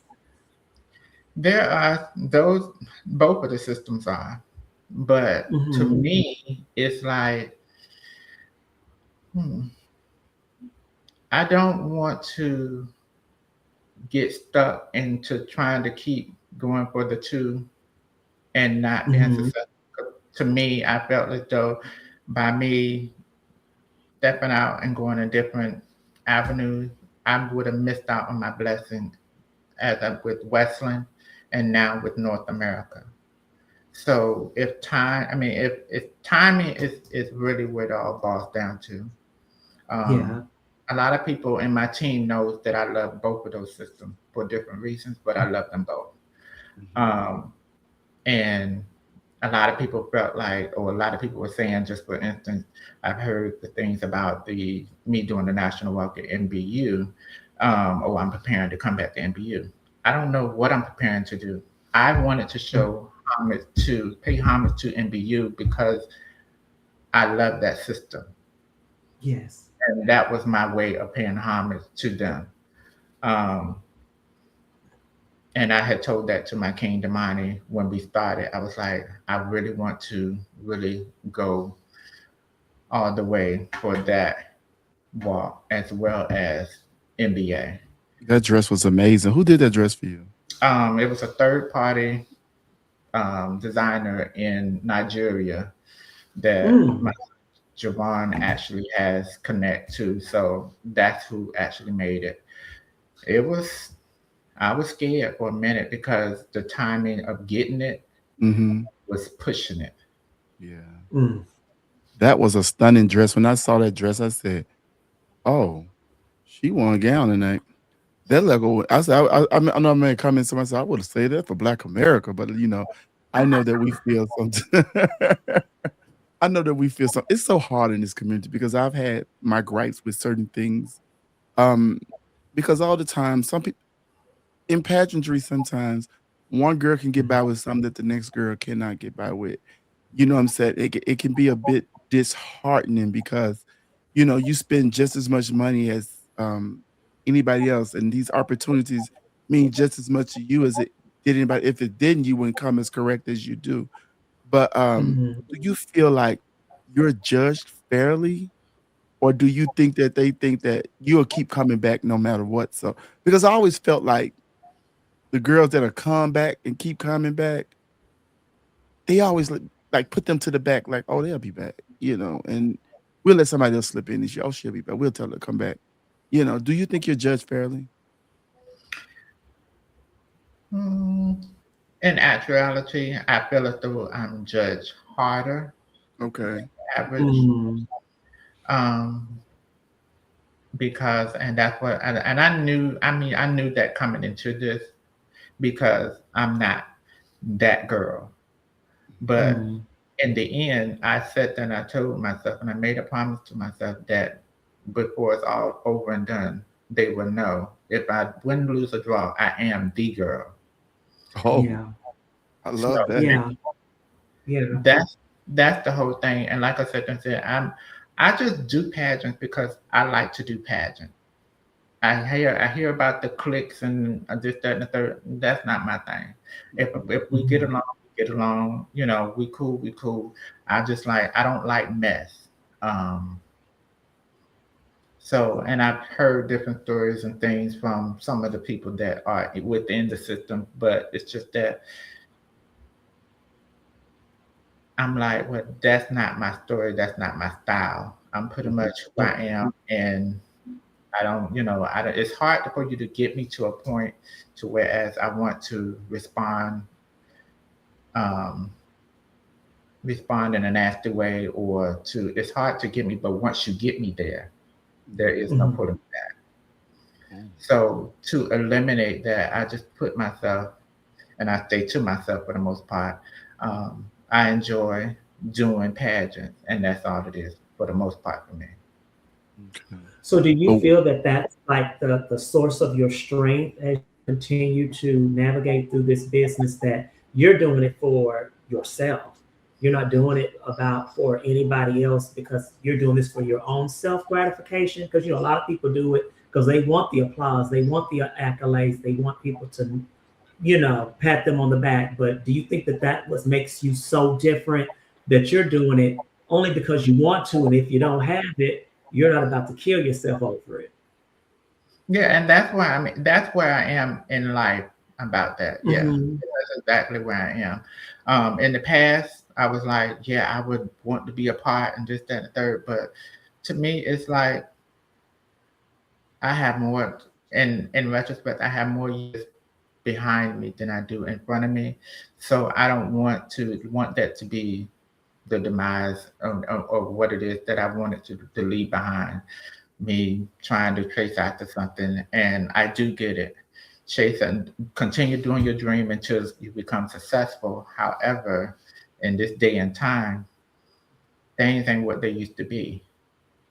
So Yeah. it's like money is money, and if you can't take it serious, just sit there and tell me no, thank you, or tell me think about going this way, not this way. Yeah. Mm. You listen, I hope that you know correct you've been. Like you got two categories that can't nobody mess with. Like when you want to go to them pads, you ain't gotta always get nothing new because you got a gown that never loses. You can reach to your closet, get any one of the sportswears that you wear back from 2000s all the way to the now to win. All you gotta do is get a couple of categories. You come whoop on these hoes. Like good stuff is good. You know what I was saying this weekend? I was saying good stuff is good stuff. Sometimes when we trying something new, it's not tried and true yet, right?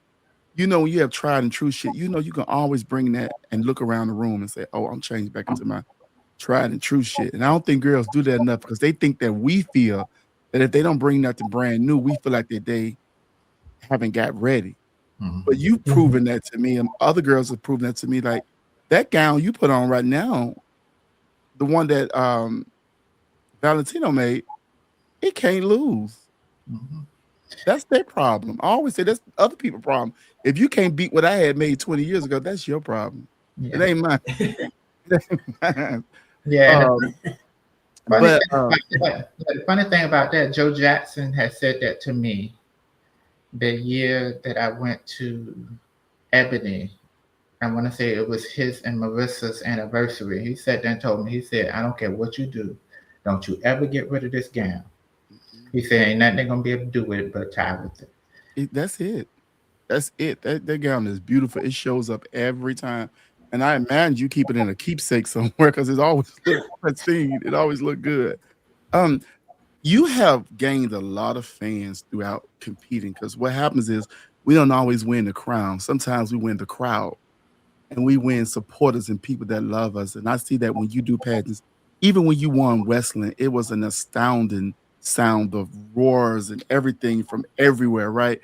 Like people were so happy. Even in the lobby before they called crowning out, they were saying, "Oh, Monica got this one. I'm so happy for Monica. She finally got it." This is before crowning. And um, girl, I lost my fucking train of thought.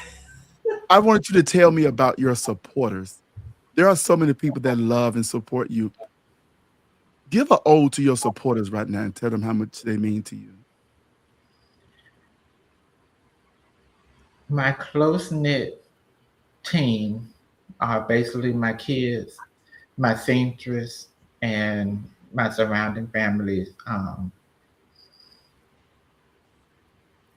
I can't I can't say enough how thankful I am for them because being as though we compete for these pageants, and a lot of times you fall short or you may come up short, but to know you have those people to stand in the gaps and to be able to make things work, and to know that even when something falls short, and even if when you come up short or when you don't win, they're going to be like, okay, it's okay, and we'll get them next time. Those the type of people that you need in your corner, and you don't need no yes man. You need somebody to tell you the truth at all times. Mhm. Like my seamstress are both like that, Julian and Valentino. They don't mind telling you, well, you was just that and the third. Okay, thank you. I take and I receive that. Same thing with my kids and with the close supporters that I do have that actually help out. And a lot of times it's not about the money, it's about just showing support or reaching out saying, I'm just checking in. But a lot of people tell me all the time that I want to help, but I never know what you're doing. Well, to know me is to know that I really don't say what it is that I'm doing until it's pretty much time for me to pretty much show up. And Mhm. that's just pretty much how I prepare for the most part.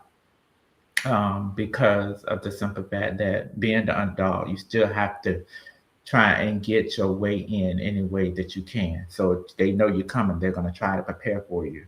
So to Mhm. alleviate that, you just move silent. I like that. That's That's what awesome. That's awesome. that is. So if you never got the opportunity to do another pageant, do another show, this is it. What do you feel your legacy is that you're leaving behind? I like that question. I want my legacy to be the overcomer, to be the one that overcame. Um, and also to pretty much to show the people or to lead with the people to actually say that never give up for the most part. Never give Mhm. up until you get that peace. And if things don't work out in your favor or don't work out the way that you want them to work out, just know that you've done all you could to make sure that you and or continue on until you actually receive that peace. Mm. Mm. Do you feel like you spoke about an underdog now with winning two national titles and many titles in Virginia? Do you feel like you have now arrived? I do. I honestly do. Um, when I stopped the first time, I stated that I was not going to compete anymore because it's like if it's not helping, it's more so hindering you. So you pretty Mhm. much have to find an outlet. However, when I stopped doing the pageant the first time, it kind of just like I miss it. And if it's what's Mhm. making me happy, why not go back to it? It's not so much to me as far as every win. However, it was just so much as this is what makes me happy. And so when I came back with the mindset of stating that I want to go back, initially stating I wanted to go back and win everything that I didn't Mhm. get Mhm. in the beginning. And that would complete the task for me. However, there are a couple of other new places that I have not ventured out to that I can actually look into in the near future. Um, Me personally, right now, in this mindset, I think I have maybe 3, 4 more years of competing left in me. Anything is due to change as time progress, but it's just that's where I'm looking at because baby, I'm Okay. getting old. And do these titles still mean the same to you as they did when you first started?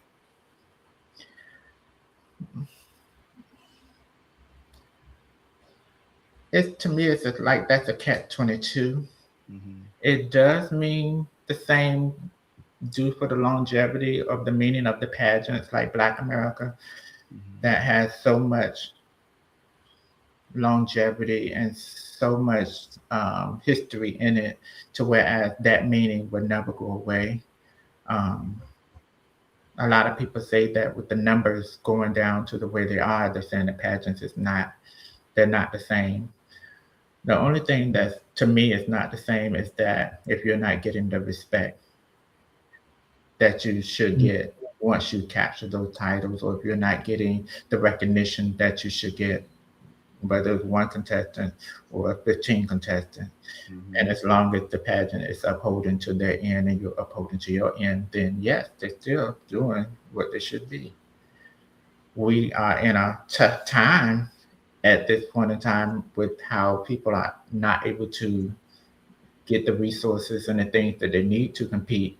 However, we always overcome as a community, and I think that that will come to pass as well. Okay. So when you're not Monica Iman Over King on stage, what do you do for a living? What is your everyday? What is like a day in the life of Monica like? Well, I work at a doctor's office as a preceptor, and I do the training aspect for the new hires and everything at the doctor's office.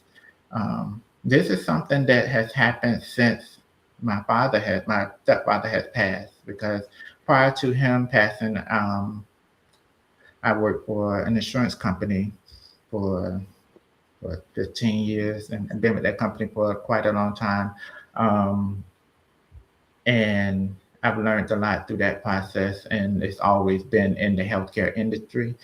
So when my father fell ill, I took a leave of absence and then I resigned to help my mom and to make sure that her as well as my father was okay. My father today makes 2 years he's passed. He died on the 18th, 2 years ago. So it took some time for me to get back out to go to work. And being a store before then, I was working from home. So now, by me going back out, I started back out last year working at the doctor's office, and that was something that I think that I was missing because I was shut off from the world from being at working at home. So therefore, Mhm. this gave me a new outlet, and then also seeing my mom getting older and working with elderly and everything, that just kind of gives me another outlet to pretty much want to help people and see what it makes you feel good. Mm. So that's pretty So, much I work. no, go ahead, Monica. Go ahead. Oh yeah, I work at the doctor's office Monday through Friday. On weekends, on my weekends, um, on Tuesdays and sometimes Thursdays or Fridays, me and Mama go to bingo. And on the weekends, when I'm not working doing shows, I'm pretty much just home watching TV. Okay. So if someone were to ask you to write a description of who you are, your picture came up in a dictionary, and it were to describe you, what would that description say? I would say loyal. Um, it would have to that would mainly be the focus. Loyal, dedicated, and determined. Okay. You never gave up. You kept going. You hung Kept on in there. going.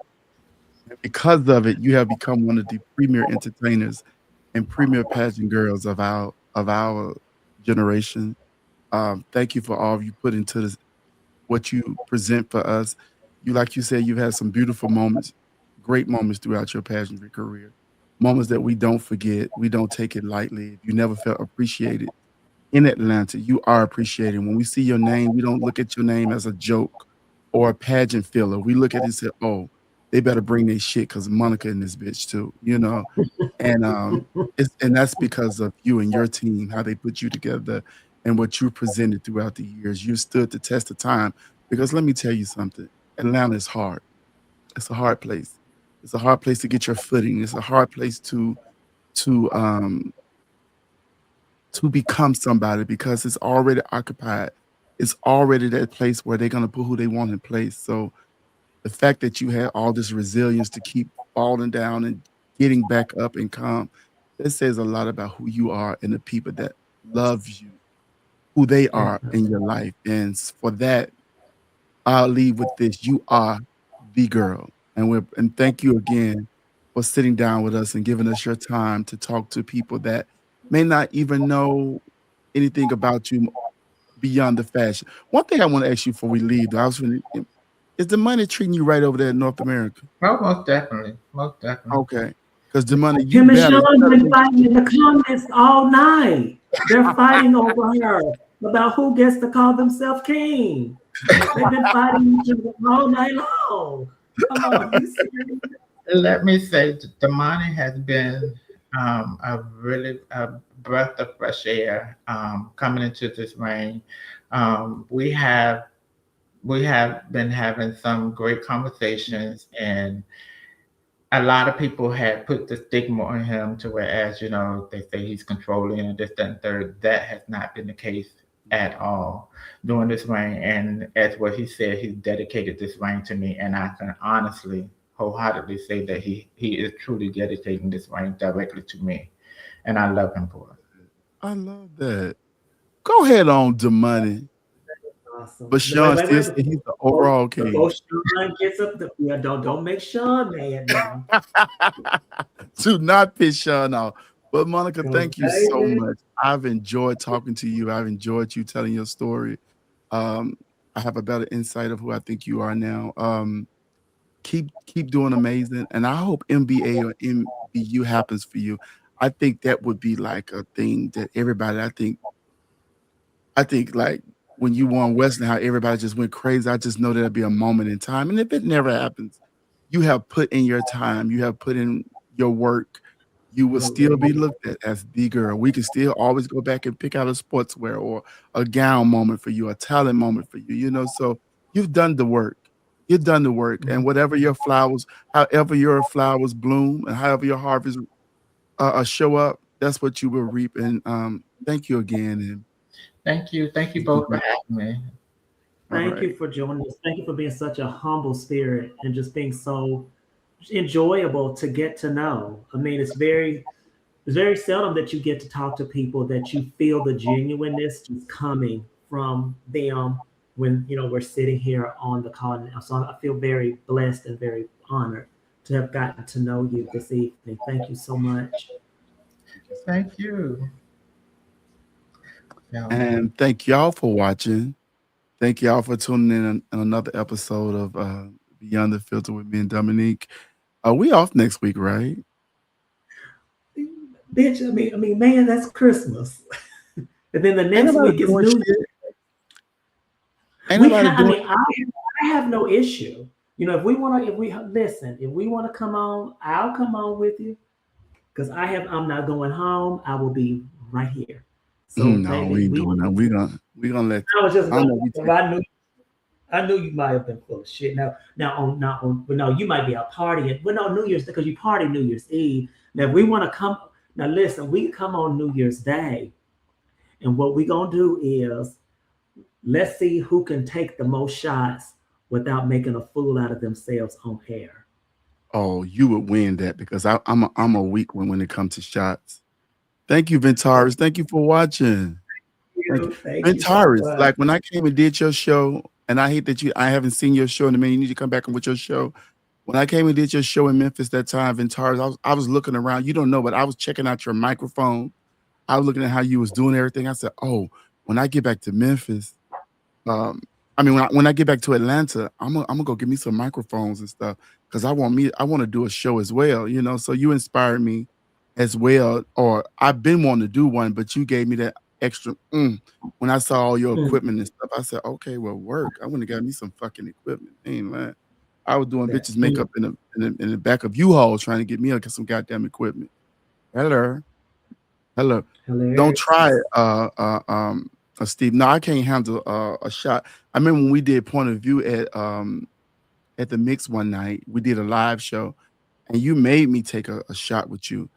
That shot was so goddamn big. I didn't passed out. Like I can't do shots. It goes straight to my head. I don't know if it's because Mm, I'm a alleged crack baby or what. I don't know, but I really can't handle liquor like that. I can't. oh, I okay. start saying all kind of shit. It's enough that I say what I be saying now. You know what I'm saying? What's up, Mhm, Stephanie? mhm. The talented No, Stephanie, I grandson hear Megan you. stepping up. You know what I'm saying? Uh-huh. I do, but I love my But shots. and baby, you don't play with us. I just I don't know. I can babysit one drink, maybe two drinks all night long, but Oh no. I ain't right with that. But Dominique, thank you for your time tonight. I know you Thank got things to you. do in the morning. And again, thank you all for tuning in. We here every Thursday at 9, 8 Central. Um, our Canada joy that y'all watch and support us and everything. Thank you, And Kendall. Shout out to can't wait Kendall. to see you next month. Um, Ashante, thank you We for watching. Donna, got thank you you for watching. covered. You say what, babe? And if I have some, Seto Kendall, we'll be seeing him next month. Yes. We're gonna bring Kendall on to talk, y'all. Kendall I be know, having shit to say. see, Kendall be Donald, having that's shit to my say. favorite. Whether I can y'all agree shoot. with it or not. Whether y'all I agree can with it or shoot not, tequila all night long. tequila. Which is your And favorite then tequila? Hey James, hello. Anderson. I love How are Patron, you? but baby, Love you let me too. tell you. And then give me a pickleback, What's a baby. I can pickleback? go just like they give you the shot of tequila, then they give you a shot of a pickle juice, and baby, you Oh, I shoot never that. had that. The pickle juice. Yes, Diego, please have me. I Diego, would she's love to. amazing. She could judge and perform whatever she would like to do, but you definitely should. reach would out to her. love to. It would be my honor. But yeah, baby, give me that. Try it. Just do one. But when you do you hold the tequila in until then as you drink the pickle juice, then you swallow it all. It doesn't have that same bite to the tequila. Well, Project said it keeps It you is, from having hangovers, the pickle juice. child. Do it I make don't you know want to about fuck? that. Because the pickle is shaped like a dick. So do it make you want to fuck? You don't bite a pickle. You just only have the pickle juice. Oh, just the juice. Oh, Just okay. the. It's So really what nothing so to there so, suck on. so in You your gotta. so in your case it's like drinking the cum from the dick. Since you put in those Oh, terms. oh, Dominique, you little freak. You freak. You freak. Dominique. Dominique. You brought it up. I would never have said that, but you said the pickle is like the dick. Lord. I was like, no, you're only drinking the juice and the Keon, cum what's is wrong with her? dick. Shout out to Keon. Listen, he said Reposado, Casablanca, and whatever that is. Yes. Oh my goodness. But anyway. I'm about to try that. I, They said I every bar know to do this. No, some bars don't carry it. Okay. Some bars don't have the pickle juice, but baby, let me tell you something. It is amazing. Amazing. How many can you have in a night? Ooh, baby. I think one night I probably had about a good 13 or 14. Oh, you were just like that. You were just like that man in that Diddy video. You woke up sore. No. You woke up Because sore. listen, I'm not when I get drunk, I'm never one of those people that's out of control. I'm always very aware of my surroundings. And then I also then when I drink heavily, I know when it's time to make my exit because I say, okay, it's gonna You it's, at it's gonna 12 or hit. 13, you better get your ass out of Dodge. No, but I can start feeling my body. Okay. I feel it in my body that okay, I've got about 10, 15 minutes to get home. And then So do you take your shot even if you door. take you a lovely? If you take a lovely, do you I've only still? had one. I've only had one lovely, and that lovely knocked me on my ass. Yes, it will. Yeah, yeah. That's who ought to Yeah. have it, Trey son. That the nigga bars. They ought to have the pickle Baby. juice. I'm gonna have to go drinking with Dominique one night, but I'm gonna fake it out. I remember Nicole bought me a big old shot one time. I poured that shit on the floor. I said, "Oh," and I started twisting my face up like I had to do that shot back. I can't do shots Don't like waste that. No good way your money alcohol, on me. honey. Don't waste good alcohol. Drink it.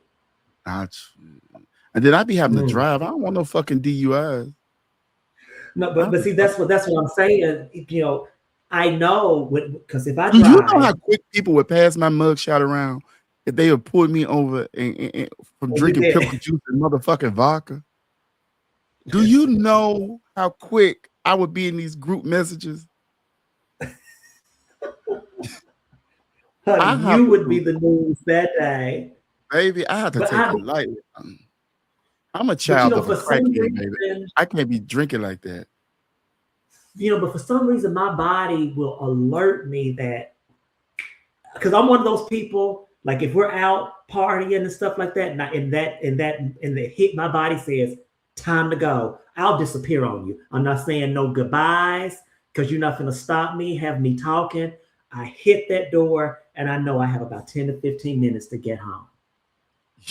And I get gone. Listen, and you have to do that. Listen, because if you tell people, "Oh, stay, have another shot with me. Don't go." Nope. I will slip out that door, and then somebody may text me and say, "Where you at?" At home. In the bed, about to go to sleep. Absolutely. Damn. We got to meet up. Every time we're supposed to meet up, it don't happen, but that's okay. It's coming. It's coming soon. It's coming. It's coming. It's coming soon. Or at least that's what he said. Oh. It's coming. Did you go to the page when you went to New Orleans? I did not, because it was so quick. Because after Queen was over, my flight was I had to be at the airport like in 3 or 4 hours. Oh, okay, okay. That's yeah. It was just so many people standing out talking and stuff, and I ain't really enjoyed that because I ain't parking lot pimp in a very long time. Stand out in the parking lot and just have a good time. It felt so good Saturday night, and then Sunday it got so goddamn cold. I'm like, what the fuck is Listen, going on? New yeah, Orleans want winter us. is not New Orleans my wanted us thing. out of their fucking city. Get y'all punk ass out this city and go back home. I'ma freeze y'all. And that's exactly what we did. I know you got things to do in the morning. I love you. Thank you so much for giving me your time tonight. I was outside, Steve. I really was. Um, Thank you for giving me your time on these Thursday night. I really, really enjoy having these interviews with you. We got a great, y'all. We got a great January setup for y'all. I'm so It's gonna be excited. so good. People that's ready to Mm, talk and tell us all these amazing stories and the things that they've been through to give y'all some words of encouragement, some gems and nuggets to live by. So January is gonna be amazing. So stay tuned. Hey, Valencia Santiago. Hey, baby, how you doing? Love you. Santiago. That's my girl. That's my girl. I'm so happy when she won Black America. Speaking of girls, I live. Mhm. I'm so happy. Now she gotta go get MBU. But anyway, thank y'all so much. We'll just keep on talking. We will just keep on Hey, talking. Dre. Say, look, people are coming in late. Look at Yes. Hey, Devin. I remember me and Devin did a pageant together. DeMonte Devin. Yes. Um, we tied for first run up. Yeah, we did. Um, well, we gotta get out of here. I love you, Dominique. I'll talk to you love soon. you. See y'all later. And we really finna get Y'all out have. of here. You say what? I said, y'all have a good night. Oh, Have a good somebody, night. And you, if y'all want to be MBU, holla at your boy. well, your people didn't win. It don't matter. I'm just, I'll make sure you get the right people to win. you Bring need me to be up there. hit Dominique up. Dominique gonna be great for the lineup. We'll talk to you later. All right. All Thank right. y'all so Love much y'all. again. We are out of here. And Dominique got to get her. Dominique got a state of the art microphone that she won't even use, y'all. So y'all No, make that's sure not it. y'all I make sure y'all asked you get on her to ass about using this. go get the connector, but I have got to do that because my voice is so calming and soothing. They need to hear it with a better microphone. Okay. Okay. All right. I'll talk Love to y'all later. y'all. Bye bye. Bye.